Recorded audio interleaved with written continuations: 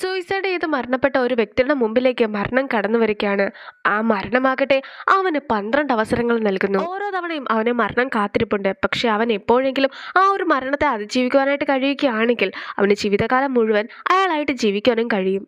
അങ്ങനെ മരിച്ച ഒരാൾ ജീവിക്കാനായിട്ട് കഷ്ടപ്പെടുന്ന ഒരു സ്റ്റോറിയൊക്കെയാണ് ഡെത്ത്സ് ഗെയിം പറയുന്നത്. സോ നമുക്ക് ഫസ്റ്റ് എപ്പിസോഡിലേക്ക് കടക്കാം. സ്റ്റോറിയിലെ ഹീറോ ആയിട്ടുള്ള ഈജെ മരണപ്പെട്ടിരിക്കുകയാണ്. ഒരു തെറ്റും ചെയ്യാത്ത താൻ എന്തിനാണ് ഇങ്ങനൊരു ശിക്ഷയൊക്കെ അനുഭവിക്കുന്നതെന്നറിയാതെ അവൻ കരയുമ്പോഴത്തേക്കും അവനെ തേടി മരണം എത്തുകയാണ്. ഈ ഒരു ക്യാരക്ടറിനാണ് ഇതിലെ മരണമെന്ന് പറയുന്നത്. അവളും കയ്യിലുണ്ടായിരുന്ന തോക്കൊക്കെ വെച്ചിട്ട് അവനെ വെടിവെച്ച് കൊല്ലുന്നു. അവൻ നല്ലൊരു മരണം മാത്രമായിരുന്നു ആഗ്രഹിച്ചിട്ടുണ്ടായിരുന്നത്. അതുകൊണ്ട് തന്നെ ഈ ഒരു രീതിയിൽ മരിക്കുകയില്ല എന്നൊക്കെ പറഞ്ഞ ആ ഒരു സമയത്ത് പോലും അവൻ കണ്ണു തുറക്കുകയാണ്. ഇനി 7 വർഷം മുമ്പ് നടന്നിട്ടുണ്ടായിരുന്ന ഒരു സംഭവം കാണിക്കുന്നു. ഈജയും പഠിച്ചുകൊണ്ടൊക്കെ ഇരിക്കുകയാണ്. പക്ഷെ പഠനത്തിന് മുമ്പായിട്ട് തന്നെ അവനൊരു ജോലിയൊക്കെ കിട്ടണമെന്ന് അവൻ ഒരുപാട് ആഗ്രഹിച്ചിരുന്നു. അവൻ വലിയൊരു കമ്പനിയിലേക്കൊക്കെ ആപ്ലിക്കേഷൻ കൊടുത്തതായിരുന്നു. ഇന്നാകട്ടെ അതിന്റെ ഫൈനൽ ഇന്റർവ്യൂ ഒക്കെ നടക്കുകയാണ്. അവന് വെറുതെ ഒന്ന് പോയി ഇരുന്നിട്ടുണ്ടെങ്കിൽ പോലും ആ ഒരു ഇന്റർവ്യൂവിന് അവന് പാസ്സാകുവാൻ സാധിക്കുമെന്ന വിശ്വാസമൊക്കെ അവന്റെ ഗേൾ ഫ്രണ്ടിനും ഉണ്ടായിരുന്നു. അങ്ങനെ ഫുൾ കോൺഫിഡൻസോട് കൂടി തന്നെ അവന് നടന്നു പോകുമ്പോഴത്തേക്കും പെട്ടെന്ന് ഒരാൾ അവനെ തട്ടിയതിന് ശേഷം നേരെ റോഡിന്റെ നടുക്കൊക്കെ പോയി നിൽക്കുകയാണ്. പെട്ടെന്നൊരു വണ്ടിയൊക്കെ വന്നിട്ട് അയാളെ ഇടിച്ചിടുന്നു. അയാൾ അവന്റെ മുമ്പിൽ കിടന്ന് പിടയുമ്പോഴത്തേക്കും അയാൾക്ക് എങ്ങനെയുണ്ടെന്നൊക്കെ അവനും ചോദിക്കുന്നു. അയാൾ മരിക്കുന്നതിന് മുമ്പായിട്ട് അവന്റെ ഷർട്ടിലൊക്കെ മുറുക്ക് പിടിച്ചിട്ടുമുണ്ടായിരുന്നു. അങ്ങനെ മൊത്തത്തിൽ ഷോക്ക്ഡ് ആയിട്ടുണ്ടായിരുന്ന അവനും ഇന്റർവ്യൂവിന് വേണ്ടി എത്തുകയാണ്. തൊട്ടു മുമ്പിൽ ഒരു മരണമൊക്കെ കണ്ടിട്ടുണ്ടായിരുന്നത് കൊണ്ട് തന്നെ ഇന്റർവ്യൂവിന് എത്തിയതിന് ശേഷവും അവന് അവർ സംസാരിക്കുന്ന ഒന്നും തന്നെ ശരിക്കും കേൾക്കുവാൻ പോലും സാധിക്കുന്നുണ്ടായിരുന്നില്ല. അങ്ങനെ അവൻ ആ ജോലിയും കിട്ടിയില്ല.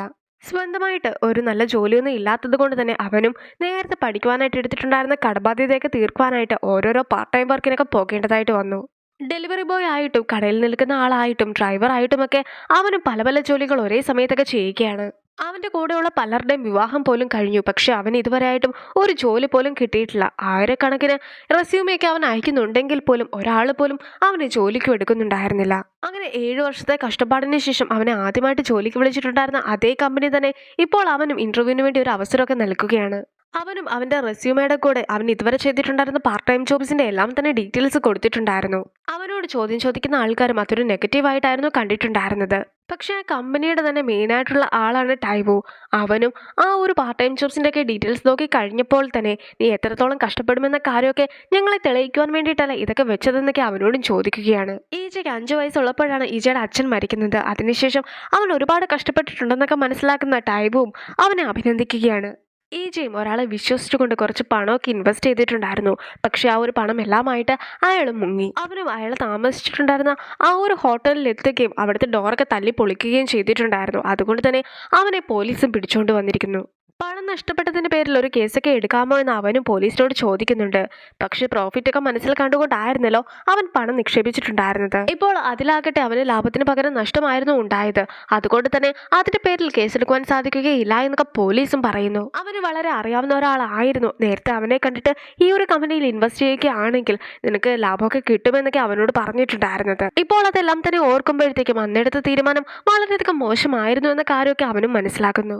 അവനും അവന്റെ ഗേൾഫ്രണ്ട് ആയിട്ടുള്ള ജിസുവിന്റെ അടുത്തൊക്കെ ചെന്ന് കഴിയുമ്പോഴത്തേക്കും അവളെ ഒരാൾ കാറിൽ ഡ്രോപ്പ് ചെയ്യുകയും പിന്നീട് അവൾക്ക് കുറെ ഫ്ലവേഴ്സ് ഒക്കെ കൊടുക്കുകയും ചെയ്യുന്ന കാഴ്ചയൊക്കെ അവനും കാണുകയാണ്. അവന്റെ ജീവിതത്തിലെല്ലാം നഷ്ടപ്പെട്ട ഒരു ദിവസമായിരുന്നു അന്ന് എന്നും അതുകൊണ്ട് തന്നെ താൻ മദ്യപിച്ചിട്ടുണ്ടായിരുന്നു എന്നും പറഞ്ഞിട്ട് അവനും പോക്കുവാനായിട്ടൊക്കെ തുടങ്ങുകയാണ്. അവനും ആ ഒരു മാസം ഒരുപാട് ഇന്റർവ്യൂവിനൊക്കെ പോയിട്ടുണ്ടായിരുന്നു. അതുകൊണ്ട് തന്നെ ശരിക്കും ജോലി ചെയ്യുവാൻ സാധിക്കാത്തത് കൊണ്ട് അവളും കയ്യിലുണ്ടായിരുന്ന കുറച്ച് പണമൊക്കെ അവന് നൽകുകയാണ്. അതും പണമൊക്കെ കവറിലായിരുന്നു അവൾ കൊടുത്തിട്ടുണ്ടായിരുന്നത്. അതൊക്കെ കാണുമ്പോഴത്തേക്കും മൊത്തത്തിൽ അവനും തെറ്റിദ്ധരിക്കുന്നു. നീ വല്ല ബ്ലൈൻഡ് ഡേറ്റിനുമായിരുന്നോ പോയിട്ടുണ്ടായിരുന്നതെന്നൊക്കെ അവനും അവളോട് ചോദിക്കുകയാണ്. ഇങ്ങനെ ഒരു റിലേഷൻഷിപ്പിന്റെ ആവശ്യം നിനക്കുണ്ടോ എന്നൊക്കെ ചോദിച്ചുകൊണ്ട് അവനും കയ്യിലുണ്ടായിരുന്ന പണം എല്ലാം തന്നെ അവൾക്ക് തിരികെ നൽകുന്നു.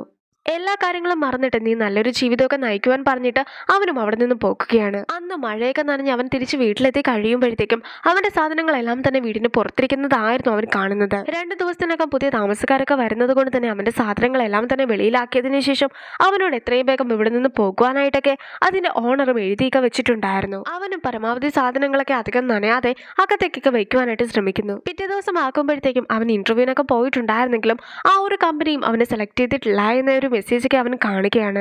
സൂയിസൈഡിന്റെ കാര്യത്തിൽ കൊറിയ നമ്പർ 1 ആണ്. അതുകൊണ്ട് തന്നെ ആ ഒരു കൂട്ടത്തിലെ ഭാഗമാകുവാനായിട്ട് അവനും തയ്യാറെടുക്കുന്നു. 7 വർഷം മുമ്പ് അവന്റെ കൺമുമ്പിൽ വെച്ച് മരിച്ചിട്ടുണ്ടായിരുന്ന ആ ഒരു വ്യക്തി കാരണമാണ് തനിക്ക് ഈ ഒരു അവസ്ഥ വന്നതെന്നൊക്കെ അവന് സ്വയം പറയുന്നുമുണ്ട്. എന്തായാലും ജീവിച്ചിരിക്കുവാൻ ആഗ്രഹമില്ലാതെ മരണത്തെ പേടിയില്ലാതെ അവനും ആത്മഹത്യ ചെയ്യുന്നു. പിന്നീട് അവൻ കണ്ണു തുറന്ന് കഴിയുമ്പോഴത്തേക്കും അവനുണ്ടായിരുന്നത് ഒരു എയ്റോപ്ലെയിനിലേക്ക് ആയിരുന്നു. മരിച്ചതായിരിക്കുമെന്നൊക്കെ അവൻ വിചാരിക്കുന്നുണ്ടെങ്കിലും മുമ്പിലുണ്ടായിരുന്ന ടാബൊക്കെ എടുത്ത് നോക്കി കഴിയുമ്പോഴത്തേക്കും അവന്റെ ഫേസ് തന്നെ മാറിയിട്ടുണ്ടായിരുന്നു. അവന്റെ അടുത്തായിട്ടിരിക്കുന്ന മരണവും അവൻ അവസാനമായിട്ട് എഴുതിയിട്ടുണ്ടായിരുന്ന ആത്മഹത്യ കത്തൊക്കെ വായിച്ചു നോക്കുകയാണ്. അവനും അവന്റെ വേദനയ്ക്ക് അവസാനിപ്പിക്കുവാനായിട്ടാണ് ആത്മഹത്യ ചെയ്യുന്നതെന്നായിരുന്നു അതിൽ എഴുതിയിട്ടുമുണ്ടായിരുന്നത്. നരകത്തിലേക്ക് പോകുന്നതിന് മുമ്പായിട്ട് തന്നെ അവന് കുറച്ച് ശിക്ഷയൊക്കെ കൊടുക്കുവാനായിട്ട് മരണവും അവനെ കൂട്ടിക്കൊണ്ട് മറ്റൊരു സ്ഥലത്തൊക്കെ എത്തിയിരിക്കുകയാണ്. ഒരിക്കലും മരിക്കാത്ത ഒരു വ്യക്തിയാണ് താനെന്നൊക്കെ മരണവും സ്വയം അവളെക്കുറിച്ച് പറയുന്നു. ഞാനാണ് മരണം, നീ എന്നെ കളിയാക്കി, അതിനുള്ള ശിക്ഷയ്ക്ക് നീ അനുഭവിച്ചേ മതിയാകൂ എന്നൊക്കെ പറഞ്ഞിട്ട് മരണവും അവനെ മുകളിൽ നിന്നും താഴേക്കിടുന്നു. അങ്ങനെ അവന് വെള്ളത്തിലേക്കൊക്കെ വീണ് കഴിയുമ്പോഴത്തേക്കും മനുഷ്യരെ പോലെ തോന്നിക്കുന്ന ചില ജീവികൾ അവനെ അറ്റാക്ക് ചെയ്യുന്നതായിട്ട് കാണിക്കുന്നു. മൊത്തത്തിൽ പേടിച്ചു പോയിട്ടുണ്ടായിരുന്ന അവനും കണ്ണൊക്കെ തുറന്ന് നോക്കി കഴിയുമ്പോഴത്തേക്കും അവൻ നേരത്തെ ഉണ്ടായിരുന്ന അതേ വിമാനത്തിൽ തന്നെ ആയിരുന്നു ഇപ്പോഴും ഉള്ളത്. മരണം അടുത്തെത്താറായിട്ടുള്ള 12 പേരുടെ ശരീരത്തിലേക്ക് അവൻ കയറുന്നതായിരിക്കും. ഓരോ ആളുടെ ജീവിതത്തിലും മരണം എത്രത്തോളം ഭയാനകമാണെന്നുള്ള കാര്യമൊക്കെ നീയും മനസ്സിലാക്കണം. അഥവാ നിനക്ക് ആരുടെയെങ്കിലും മരണമൊക്കെ അതിജീവിക്കാനായിട്ട് സാധിക്കുന്നുണ്ടെങ്കിൽ പിന്നെ നിനക്ക് അയാളുടെ ബോഡിയിൽ തന്നെ ജീവിക്കുവാനും സാധിക്കും. ജീവിക്കുവാനായിട്ട് ഒട്ടും തന്നെ ആഗ്രഹമില്ലാത്തത് കൊണ്ടായിരുന്നു താൻ ആത്മഹത്യ ചെയ്തിട്ടുണ്ടായിരുന്നതെന്നൊക്കെ അവൻ സ്വയം പറയുന്നുണ്ടെങ്കിൽ പോലും അവനെ തനിച്ചാക്കിയതിനു ശേഷം മരണവും പോകുകയാണ്. പെട്ടെന്ന് എയ്റോപ്ലെയിൻ മൊത്തത്തിലൊന്ന് ഡിസ്റ്റർബ് ആകുന്നതൊക്കെ അവനും ശ്രദ്ധിക്കുകയാണ്. അതുകൊണ്ട് തന്നെ എല്ലാ സേഫ്റ്റി മെഷേഴ്സും അവനും നോക്കുന്നു. പക്ഷെ പെട്ടെന്ന് തന്നെ എല്ലാം ഓക്കെ ആക്കുന്നു. അങ്ങനെ അവനും മരണത്തെയൊക്കെ അതിജീവിച്ചു എന്ന് വിചാരിച്ചുകൊണ്ട് അകത്തേക്കൊക്കെ കയറി നോക്കുകയാണ്. അവിടെ ഉണ്ടായിരുന്ന ഓരോരോ വിലപിടിപ്പുള്ള വസ്തുക്കളും നോക്കി നിൽക്കുന്ന അവനും ആ ഒരു ബോഡിയുടെ ശരിക്കുമുള്ള ഉടമയുടെ ഓർമ്മകളൊക്കെ കിട്ടുകയാണ്. അയാളുടെ പേര് ജിൻഡെ എന്നാണ്. ടൈക്കാങ്ങിന്റെ സിഇഒയുടെ രണ്ടാമത്തെ മകനാണ് അയാൾ. വളരെയധികം പണക്കാരനായിട്ടായിരുന്നു അയാൾ ജനിച്ചിട്ടുണ്ടായിരുന്നത്. 2 മക്കളൊക്കെ ആയതുകൊണ്ട് തന്നെ എല്ലാ ഫീൽഡിലും ഒരു കോമ്പറ്റീഷനും ഉണ്ടായിരുന്നു. ഏജ് നേരത്തെ ഒരു കമ്പനിയുടെ ഇന്റർവ്യൂവിനൊക്കെ പോയിട്ടുണ്ടായിരുന്നല്ലോ. അങ്ങനെ ഇന്റർവ്യൂ അവനെ ചെയ്യിച്ചിട്ടുണ്ടായിരുന്നത് ടൈവോ ആയിരുന്നു. സോ ടൈവോന്റെ ബ്രദറാണ് ഈ ജിൻഡെ. സഹോദരനെ തോൽപ്പിക്കണമെന്ന ലക്ഷ്യം കൊണ്ട് തന്നെ അവനും എല്ലാ കാര്യത്തിലും മുൻപന്തിയിലൊക്കെ നിൽക്കുന്നുണ്ട്. അതുകൊണ്ട് തന്നെ ഏറ്റവും ഒടുവിലായിട്ട് അച്ഛൻ ആ കമ്പനിയുടെ സിഇഒ ആയിട്ട് ജിൻഡനെ തന്നെ നിയമിക്കുകയും ചെയ്യുന്നു. ഇപ്പോൾ ആകട്ടെ അതുമായി ബന്ധപ്പെട്ട ട്രെയിനിങ്ങും കാര്യങ്ങളൊക്കെയാണ് അവൻ ചെയ്തുകൊണ്ടിരിക്കുന്നത്. നേരത്തെ താൻ ജോലിക്ക് പോയിട്ടുണ്ടായിരുന്ന കമ്പനിയുടെ സിഇഒ ആയിട്ട് താൻ മാറിയിരിക്കുകയാണെന്നൊക്കെ മനസ്സിലാക്കുമ്പോഴത്തേക്കും ഈ ടീം ആകെ സന്തോഷിക്കുകയാണ്. എന്തായാലും നേരത്തെ പോലൊന്നും ജീവിക്കേണ്ടതായിട്ട് വരികയില്ല, ഇവിടെ അടിപൊളിയായിട്ടൊക്കെ ജീവിക്കാമെന്ന് വിചാരിച്ച് അവൻ അങ്ങനെ ഇരിക്കുമ്പോഴത്തേക്കും ആയിരുന്നു പെട്ടെന്ന് എഞ്ചിനൊരു തകരാറൊക്കെ സംഭവിക്കുന്നത്. അങ്ങനെ അവൻ പോയിട്ടുണ്ടായിരുന്ന ആ ഒരു പ്രൈവറ്റ് ജെറ്റിന്റെ എഞ്ചിനൊക്കെ തീ പിടിക്കുന്നു. അവനും രക്ഷപ്പെടുവാനായിട്ടൊക്കെ നോക്കുകയാണ്. എങ്ങനെയൊക്കെയോ അവൻ സീറ്റിൽ വന്നൊക്കെ ഇരിക്കുന്നുണ്ട്. പക്ഷേ ആ ഒരു ജെറ്റിന്റെ കുറച്ച് ഭാഗമൊക്കെ തകർന്നു പോകുകയും അവന്റെ കൂടെ ഉണ്ടായിരുന്ന 2 പേരൊക്കെ വെളിയിലേക്ക് തെറിച്ചു വീഴുകയും ചെയ്യുന്നു. പെട്ടെന്ന് തന്നെ ആ ഒരു ജെറ്റും പൂർണ്ണമായിട്ടും കത്തി നശിക്കുകയാണ്. അങ്ങനെ അവനും ആ ഒരു തീപിടുത്തത്തിലൊക്കെ പെട്ടുപോകുന്നു. അതോടുകൂടി അവൻ ആദ്യമായിട്ട് കയറിയിട്ടുണ്ടായിരുന്ന ജിൻഡെ മരിക്കുകയാണ്. സോ അവനും തിരിച്ച് മരണത്തിന്റെ അടുത്തേക്ക് എത്തുന്നു. ഇനി നീ ഇതുപോലെ 11 തവണ മരിക്കേണ്ടതായിട്ട് വരുമെന്നൊക്കെ മരണവും അവനോട് പറയുകയാണ്. അവിടെ ഉണ്ടായിരുന്ന ഒരു ക്ലോക്കിലും ഇനി 11 അവസരം ഉണ്ടെന്നൊക്കെ കാണിക്കുന്നു. മരണത്തിന്റെ അടുത്ത് ഇനിയും 11 ബുള്ളറ്റ് കൂടി ഉണ്ട്. ഈ ഒരു ബുള്ളറ്റ് എപ്പോഴാണോ മരണം അവന്റെ നേർക്ക് പ്രയോഗിക്കുന്നത് അപ്പോഴായിരിക്കും അവൻ മറ്റൊരു ജീവിതത്തിലേക്കൊക്കെ ചെന്നുപെടുന്നതും. ഇതൊരു ഗെയിമായിട്ടായിരുന്നു അവൻ കണ്ടിട്ടുണ്ടായിരുന്നത്. അതുകൊണ്ട് തന്നെ മരണവും ഗെയിം എന്ന രീതിയിലൊക്കെ അവന് കാര്യങ്ങൾ പറഞ്ഞു കൊടുക്കുകയാണ്. റിയൽ ആയിട്ടുള്ള ബോഡിയുടെ ഓണർ ആകട്ടെ ഗെയിമൊക്കെ കളിച്ചിട്ടുണ്ടായിരുന്നെങ്കിലും അയാൾ അതൊന്നും തന്നെ സേവ് ചെയ്തിട്ടുണ്ടായിരുന്നില്ല. അങ്ങനെ ഇരിക്കെ നിനക്കും അതേ ഗെയിം കളിക്കുവാനായിട്ടൊരു അവസരമൊക്കെ കിട്ടുകയാണ്. പക്ഷെ നീ എങ്ങനെയാണോ ഗെയിം കളിക്കുന്നത് അതനുസരിച്ച് അതിന്റെ അവസാനവും മാറുന്നതായിരിക്കും. മരണം അവനോട് അങ്ങനെയൊക്കെ പറയുന്നുണ്ടെങ്കിൽ പോലും ഒരു വിമാനാപകടം ഇല്ലാതാക്കുവാനായിട്ട് തനിക്ക് സാധിക്കുകയില്ല എന്നൊക്കെ അവനും പറയുന്നുണ്ട്. 12 തവണയും അവൻ മരിക്കുകയാണെങ്കിൽ ഉറപ്പായിട്ടും അവൻ അടുത്തതായിട്ട് നേരെ നരകത്തിലേക്കായിരിക്കും പോകുക. ഇപ്പോൾ അവൻ ഉള്ളതും ആ ഒരു നരകത്തിന്റെ വാതിലിന്റെ മുമ്പിലാണ്. ഈ ജിം ആരുടെയെങ്കിലും ശരീരത്തിൽ കയറുകയാണെങ്കിൽ കുറച്ചു നേരം കഴിയുമ്പോഴത്തേക്കും അയാളുടെ ഓർമ്മകളും അയാളുടെ കഴിവുകളും ഈ ജിയിലേക്ക് ലഭിക്കുന്നതായിരിക്കും. നരകത്തിനുള്ളിലുള്ള കാഴ്ചകളെല്ലാം മരണവും അവന് കാണിച്ചു കൊടുക്കുകയാണ്. അതൊക്കെ കാണുന്ന അവനാകട്ടെ ഒരുപാട് പേടിച്ചു പോകുന്നു. ഇങ്ങനെ ഒരു അവസ്ഥയൊക്കെ തനിക്ക് വരുവാനായിട്ട് താൻ എന്ത് തെറ്റാണ് ചെയ്തത് എന്നൊക്കെ ചോദിച്ചുകൊണ്ട് അവനും കരയുകയാണ്. കുറ്റബോധം വരുന്നതിന് മുമ്പായിട്ട് തന്നെ ഞാൻ നിന്നെ തേടി എത്തിയിരിക്കുകയാണെന്നൊക്കെ മരണവും പറഞ്ഞ് അവന്റെ അടുത്തേക്ക് നടക്കുന്നു. ജീവിച്ചിരുന്ന ഓരോ നിമിഷവും നരകമായിട്ടായിരുന്നു അവന് തോന്നിയിട്ടുണ്ടായിരുന്നത്. പക്ഷെ അവൻ മരിച്ചു കഴിഞ്ഞപ്പോഴാകട്ടെ നരകവും അവനെ തേടി എത്തിയിരിക്കുകയാണ്. ഇതൊന്നും സഹിക്കുവാൻ സാധിക്കാതെ അവൻ കരയുമ്പോഴത്തേക്കും നിനക്കിനിയും അവസരമുണ്ട്. നീ ഏതെങ്കിലും ഒരാളുടെ ശരീരത്തിൽ മരണത്തെ അതിജീവിച്ച് നിൽക്കുകയാണെങ്കിൽ നിനക്ക് ഒരിക്കലും നരകത്തിലേക്ക് വരേണ്ടതായിട്ട് വരികയില്ല എന്നൊക്കെ മരണവും അവനോട് പറയുന്നു. ഒരു പക്ഷെ അവസാനമാകുമ്പോഴത്തേക്കും നിനക്കിതിനെ എല്ലാം തന്നെ അതിജീവിക്കുവാൻ സാധിച്ചെന്ന് വരും. പക്ഷേ ഇപ്പോൾ ഞാൻ നിനക്ക് നൽകുന്നതാണ് യഥാർത്ഥത്തിലുള്ള ശിക്ഷ. മരണം എത്രത്തോളം ഭയാനകമാണെന്ന് നീയും അറിയണമെന്ന് പറഞ്ഞ് മരണം വീണ്ടും അവനെ കൊല്ലുകയാണ്. ഇത്തവണ അവനും ആകാശത്തു നിന്നും താഴേക്കൊക്കെ വീഴും വീഴുമ്പോഴത്തേക്കും ശരിക്കുമുള്ള മറ്റൊരു ബോഡിയിലൊക്കെ ചെന്നിട്ടുണ്ടായിരുന്നു. ആകാശത്തോടെ താഴേക്ക് വീഴുന്ന അവനാകട്ടെ തനിക്ക് എന്തുകൊണ്ടാണ് ഒരു പാരച്യൂട്ട് പോലും ഇല്ലാത്തതെന്നൊക്കെ സംശയിക്കുന്നു. അവന്റെ ഒപ്പം തന്നെ താഴേക്ക് ചാടിയിട്ടുണ്ടായിരുന്ന മറ്റു 3 പേര് കൂടി ഉണ്ടായിരുന്നു. പക്ഷെ അവരുടെ എല്ലാവരുടെയും കയ്യിൽ പാരച്യൂട്ടും ഉണ്ടായിരുന്നു. അങ്ങനെ ഇരിക്കെ അവനും അതിൽ ഒരാളെ മുറുക്കെ പിടിച്ച് നിൽക്കുമ്പോഴത്തേക്കും അയാളുടെ റിയൽ ആയിട്ടുള്ള മെമ്മറീസും അവന്റെ ശരീരത്തിലേക്ക് വരുന്നു. 38 വയസ്സ് പ്രായമുള്ള ജെയ്സോപ്പ് എന്ന വ്യക്തി ആയിരുന്നു അത്. സാഹസിക പ്രകടനമൊക്കെ നടത്തുവാനായിട്ട് അവന് ഒരുപാട് ഇഷ്ടമായിരുന്നു. അവനും അങ്ങനെ ഓരോന്നോരോന്ന് ചെയ്ത് 4 ഗിന്നസ് റെക്കോർഡൊക്കെ മേടിച്ചിട്ടുമുണ്ട്. 8000 മീറ്റർ ഉയരത്തിൽ നിന്നും പാരച്യൂട്ട് ഇല്ലാതെ സേഫായിട്ട് താഴേക്ക് ലാൻഡ് ചെയ്യുന്ന ആദ്യത്തെ വ്യക്തി ആകുവാനായിട്ടുള്ള ഒരു റെക്കോർഡൊക്കെ മേടിക്കുവാനായിട്ടാണ് അയാളും ഇതൊക്കെ ചെയ്യുന്നത്. ഗ്രൗണ്ടിലൊക്കെ ആയിട്ട് കുറച്ച് നെറ്റൊക്കെ വിരിച്ചിട്ടുണ്ട്. അവനും കൃത്യമായി അതിൽ വന്ന് വീഴുമെന്ന വിശ്വാസമൊക്കെ അവനും ഉണ്ടായിരുന്നു. ഇതുവരെ ആരും ഇങ്ങനൊരു കാര്യമൊന്നും ചെയ്തിട്ടില്ല. അതുകൊണ്ട് തന്നെ അവനെ സ്പോൺസർ ചെയ്യുവാനായിട്ട് ഒരു വ്യക്തിയുണ്ട്. ഒരുപാട് ചാനൽസിലൊക്കെ ഇത് ലൈവായിട്ട് പോയിക്കൊണ്ടിരിക്കുകയാണ്. അവൻ ഈ ഒരു ടാസ്ക് ഒക്കെ കംപ്ലീറ്റ് ആക്കുകയാണെങ്കിൽ അവന് 3 ബില്യനൊക്കെ കൊടുക്കാമെന്ന് ആ സ്പോൺസറും പറഞ്ഞിട്ടുണ്ട്. ആദ്യം ഈജ ഒന്ന് പേടിക്കുന്നുണ്ടെങ്കിലും ഈ മനുഷ്യന്റെ കഴിവൊക്കെ വെച്ചിട്ട് തനിക്ക് സേഫായിട്ട് ലാൻഡ് ചെയ്യുവാൻ സാധിക്കുമെന്ന വിശ്വാസമൊക്കെ ഈജയ്ക്കും ഉണ്ടായിരുന്നു. പിന്നെ 3 ബില്യനൊക്കെ കിട്ടുമല്ലോ, ആ ഒരു വിശ്വാസത്തിലാണ് ഈജയും നിൽക്കുന്നത്. ചില ചാനൽസൊക്കെ ഇത് ലൈവായിട്ട് ഷൂട്ട് ചെയ്യുന്നുണ്ടായിരുന്നു. ആ ഒരു ചാനൽസിനാകട്ടെ 25% കൂടുതൽ റേറ്റിംഗ് ഒക്കെ കിട്ടുകയാണെങ്കിൽ എല്ലാവർക്കും ഒരു വെക്കേഷൻ ട്രിപ്പൊക്കെ ഉണ്ടെന്നുള്ള കാര്യവും അതിന്റെ ഡയറക്ടർ പറയുകയാണ്. നമ്മുടെ ട്വിങ്ക്ലിംഗ് വാട്ടർമെലൺ എന്ന ഡ്രാമയിലെ ഹീറോയും ഈ ഒരു സ്റ്റാഫ്സിന്റെ കൂട്ടത്തിലുണ്ട്. എന്തായാലും നമ്മുടെ ഹീറോയും കുറെ അകലെയുള്ള നെറ്റൊക്കെ ലക്ഷ്യമാക്കിയിട്ട് അങ്ങോട്ട് പോയിക്കൊണ്ടിരിക്കുകയാണ്. എല്ലാവരും ആകട്ടെ അവൻ സക്സസ് ആകുമെന്ന വിശ്വാസത്തിലായിരുന്നു ഉണ്ടായിരുന്നതും. പക്ഷെ നിർഭാഗ്യമെന്ന് പറയട്ടെ, ആ ഒരു നെറ്റൊക്കെ വളരെയധികം ചെറുതായിരുന്നത് കൊണ്ട് തന്നെ അവൻ നെറ്റിന് മുകളിലായിരുന്നില്ല, മറിച്ച് ഗ്രൗണ്ടിലായിരുന്നു വീഴുന്ന അപ്പോൾ തന്നെ അവൻ മരണപ്പെടുകയും ചെയ്യുന്നു. ആ ഒരു ഷോയൊക്കെ ലൈവിൽ കണ്ടിട്ടുണ്ടായിരുന്ന എല്ലാവരും ആ ഷോക്കിൽ ഇരിക്കുമ്പോഴത്തേക്കും നമ്മുടെ ട്വിങ്ക്ലിംഗ് വാട്ടർമെലന്റെ ഹീറോ മാത്രമാകട്ടെ 30% റേറ്റിംഗ് ഒക്കെ കിട്ടിയെന്ന് പറഞ്ഞിട്ട് ഇനി വെക്കേഷന് പോകാമല്ലോ എന്നൊക്കെ വിളിച്ചു പോവുകയാണ്. അതായത് എല്ലാവരും തന്നെ സ്ക്രീനിൽ നോക്കിയായിരുന്നു ഇരുന്നിട്ടുണ്ടായിരുന്നത്. പക്ഷെ അവൻ മാത്രമാണ് റേറ്റിംഗ് നോക്കിയിരുന്നതും. അതുകൊണ്ട് തന്നെ റേറ്റിംഗ് കൂടുന്നുണ്ടോ ഇല്ലയോ എന്ന് മാത്രമായിരുന്നു അവൻ ശ്രദ്ധിച്ചിട്ടുണ്ടായിരുന്നതും. അടുത്തതായിട്ട് എപ്പിസോഡ് 2 തുടങ്ങുമ്പോഴത്തേക്കും ഒരു ആക്സിഡന്റ് ഒക്കെ സംഭവിച്ച സ്ഥലമാണ് കാണിക്കുന്നത്. അവിടെ ആകട്ടെ 2 ഡെഡ് ബോഡീസും ഉണ്ടായിരുന്നു. അതിലെ പെൺകുട്ടിയുടെ ബോഡിയൊക്കെ നോക്കി കഴിയുമ്പോഴത്തേക്കും ആ ഒരു പോലീസ് പോലും ഛർദ്ദിക്കുകയാണ്. നമ്മുടെ ഹീറോയുടെ ഫോട്ടോ ഒക്കെ ആ പെൺകുട്ടിയുടെ ബാഗിന്റെ അടുത്ത് കിടക്കുന്നതും കാണിക്കുന്നു. രണ്ടാമത്തെ മരണത്തിന് ശേഷവും നമ്മുടെ ഹീറോ ആകെ പേടിച്ചൊക്കെ എണീറ്റ് വരികയാണ്. ശരിക്കും പറയുകയാണെങ്കിൽ ആ ഒരു നെറ്റിന്റെ അടുത്തൂടെയൊക്കെ പോയിട്ടുണ്ടായിരുന്നെങ്കിലും ചെറിയൊരു വ്യത്യാസത്തിൽ മാത്രമായിരുന്നു രണ്ടാമത്തെ വ്യക്തി കൊല്ലപ്പെട്ടിട്ടുണ്ടായിരുന്നത്. പാരച്യൂട്ട് ഇല്ലാതെ താഴേക്ക് ചാടിയ അവൻ എന്തൊരു മണ്ടനാണെന്നൊക്കെ പറഞ്ഞ് ഹീറോ ഇരിക്കുമ്പോഴത്തേക്കും അപ്പോൾ ബിൽഡിങ്ങിന് മുകളിൽ നിന്നും താഴേക്ക് ചാടിയിട്ടുണ്ടായിരുന്ന നീയോ എന്നൊരു ചോദ്യമൊക്കെ മരണവും അവനോട് ചോദിക്കുകയാണ്. ഈ ഒരു മരണങ്ങളൊന്നും തന്നെ എനിക്ക് ഒഴിവാക്കുവാൻ സാധിക്കുന്നതായിരുന്നില്ലല്ലോ, അതുകൊണ്ട് തന്നെ ഞാൻ എങ്ങനെയാണ് ഇതിൽ നിന്നും രക്ഷപ്പെടുക എന്നൊക്കെ അവനും ചോദിക്കുന്നുണ്ട്. പക്ഷെ മരണമാകട്ടെ ഇതിൽ നിന്നും എല്ലാം തന്നെ ഒഴിവാക്കുവാനുള്ള ഒരു അവസരവും അതിൽ തന്നെ ഉണ്ടായിരുന്നുവെന്നാണ് അവനോട് പറയുന്നത്. അവൻ ചെയ്ത തെറ്റ് എന്താണെന്ന് തന്നെ അവൻ കണ്ടെത്തേണ്ടതായിട്ടുണ്ട്. എന്തായാലും ഈ ഒരു മരണം എല്ലാം തന്നെ അവന് നൽകുന്ന ശിക്ഷകളാണ്. നീ എന്തിനായിരുന്നു ശരിക്കും മരിച്ചിട്ടുണ്ടായിരുന്നതെന്നൊക്കെ അവളും ചോദിക്കുകയാണ്. അവൻ കണ്ണു തുറക്കുമ്പോഴും കണ്ണടയ്ക്കുമ്പോഴും എല്ലാം തന്നെ ഇരുട്ട് മാത്രമായിരുന്നു കണ്ടിട്ടുണ്ടായിരുന്നത്. വളരെയധികം പാവപ്പെട്ട ഒരു കുടുംബത്തിലായിരുന്നു അവൻ ജനിച്ചിട്ടുണ്ടായിരുന്നത്.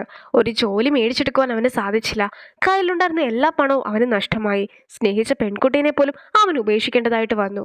മുമ്പിൽ ഒരു പ്രതീക്ഷയും ഇല്ലാതിരുന്ന സമയത്തായിരുന്നു താൻ ജീവനെടുത്തിട്ടുണ്ടായിരുന്നതെന്നൊക്കെ അവൻ പറയുമ്പോൾ അവൻ എപ്പോഴും അവനെക്കുറിച്ച് മാത്രമേ ചിന്തിച്ചിട്ടുള്ളൂ എന്ന സത്യമൊക്കെ മരണവും മനസ്സിലാക്കുകയാണ്. പക്ഷെ അവനെക്കുറിച്ചല്ലാതെ മറ്റാരെക്കുറിച്ചും ചിന്തിക്കേണ്ട ആവശ്യമൊന്നും അവനില്ല എന്ന് പറയുമ്പോഴത്തേക്കും എന്നാൽ എന്നോട് ഒരു ചോദ്യങ്ങളും നീ ചോദിക്കുവാനായിട്ട് പാടില്ല, എല്ലാ ഉത്തരവും നീ സ്വയം കണ്ടെത്തണമെന്നൊക്കെ പറഞ്ഞിട്ട് മരണവും അവനെ ഷൂട്ട് ചെയ്ത് കൊല്ലുന്നു. ഇപ്പോൾ അവൻ എത്തിയിട്ടുള്ളതും ഒരു സ്കൂൾ കുട്ടിയുടെ ശരീരത്തിലാണ്. ഈ കുട്ടി മരണത്തിന്റെ അടുത്ത് നിൽക്കുന്നു എന്നൊക്കെ പറഞ്ഞത് എന്തുകൊണ്ടായിരിക്കാമെന്നൊക്കെ അവനും സംശയിക്കുന്നു. ഇതിനു മുമ്പ് പാരച്യൂട്ട് ഇല്ലാതെ വീണ് മരിച്ചിട്ടുണ്ടായിരുന്ന വ്യക്തിയുടെ വീഡിയോ ഒക്കെ ക്ലാസ്സിലുണ്ടായിരുന്ന ജിൻസങ് എന്നൊരു കുട്ടി കണ്ട് ചിരിക്കുകയാണ്. ഒരാൾ മരിക്കുന്നത് കണ്ടാണല്ലോ ഇവൻ ചിരിക്കുന്നതെന്നൊക്കെ പറഞ്ഞിട്ട് അവന്റെ തലക്കിട്ടൊരു കൊട്ടൊക്കെ കൊടുക്കുവാനായിട്ട് ഹീറോ എത്തുമ്പോഴത്തേക്കും ആ കുട്ടിയുടെ റിയൽ ആയിട്ടുള്ള എബിലിറ്റീസും ഓർമ്മകളും അവന്റെ ശരീരത്തിലേക്ക് എത്തുകയാണ്. ഈ ഒരു കുട്ടിയുടെ പേര് ഹ്യുക്സു എന്നാണ്. അവൻ 5 വയസ്സ് പ്രായമുള്ളപ്പോഴാണ് അവന്റെ അച്ഛൻ മരണപ്പെടുന്നത്. അതിനുശേഷം അമ്മ ഒറ്റയ്ക്കായിരുന്നു കുടുംബമൊക്കെ നടത്തിക്കൊണ്ടിരുന്നത്. അവനെ നന്നായി പഠിപ്പിക്കുവാനായിട്ട് അമ്മ രാവിലെ രാത്രിയും എല്ലാം തന്നെ ജോലിക്കും പോകും. അവന് പഠിക്കുവാനായിട്ട് ഒരുപാട് ആഗ്രഹം ഉണ്ടായിരുന്നെങ്കിലും സ്കൂളിൽ പോകുവാനായിട്ട് പോലും അവന് താല്പര്യം ഉണ്ടായിരുന്നില്ല. സ്കൂളിൽ കുറച്ച് ബുള്ളീസ് ആയിട്ടുള്ള കുട്ടികളൊക്കെ ഉണ്ട്.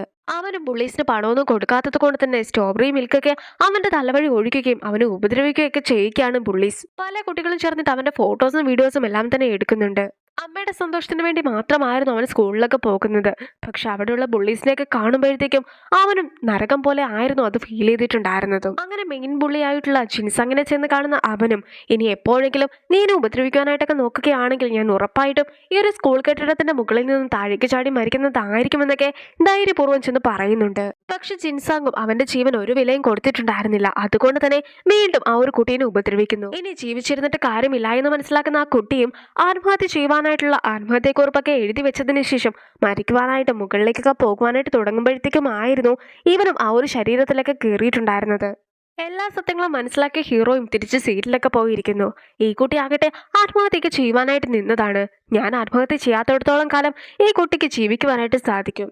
അപ്പോൾ തനിക്ക് ഒരിക്കലും നരകത്തിലേക്ക് പോകേണ്ടി വരികയില്ല എന്ന സന്തോഷത്തിലേക്ക് അവനും ഇരിക്കുന്നു. ഞാനൊന്ന് സ്മോക്ക് ചെയ്തിട്ട് വരാം, അതിനിപ്പുറം എന്റെ മേശയിൽ സ്ട്രോബെറി മിൽക്ക് ഇല്ല എങ്കിൽ നിന്നെ ഞാൻ കൊന്നു കളയുമെന്നൊക്കെ പറഞ്ഞിട്ട് ജിൻസാങ്ങും അവിടെ നിന്ന് പോകുവാനായിട്ടൊക്കെ നോക്കുകയാണ്. പക്ഷെ ഇപ്പോൾ നേരത്തെ മിണ്ടാതിരുന്ന് കരയുന്ന ആ ഒരു കുട്ടി അല്ലല്ലോ, മറിച്ച് നമ്മുടെ ഹീറോ ആണല്ലോ ആ ഒരു ബോഡിയിലൊക്കെ ഉള്ളത്. അതുകൊണ്ട് തന്നെ അവിടെ ഉണ്ടായിരുന്ന ഒരു കസേരയൊക്കെ വെച്ചിട്ട് ആ ബുള്ളിക്കിട്ട് അവനും തല്ലുന്നു.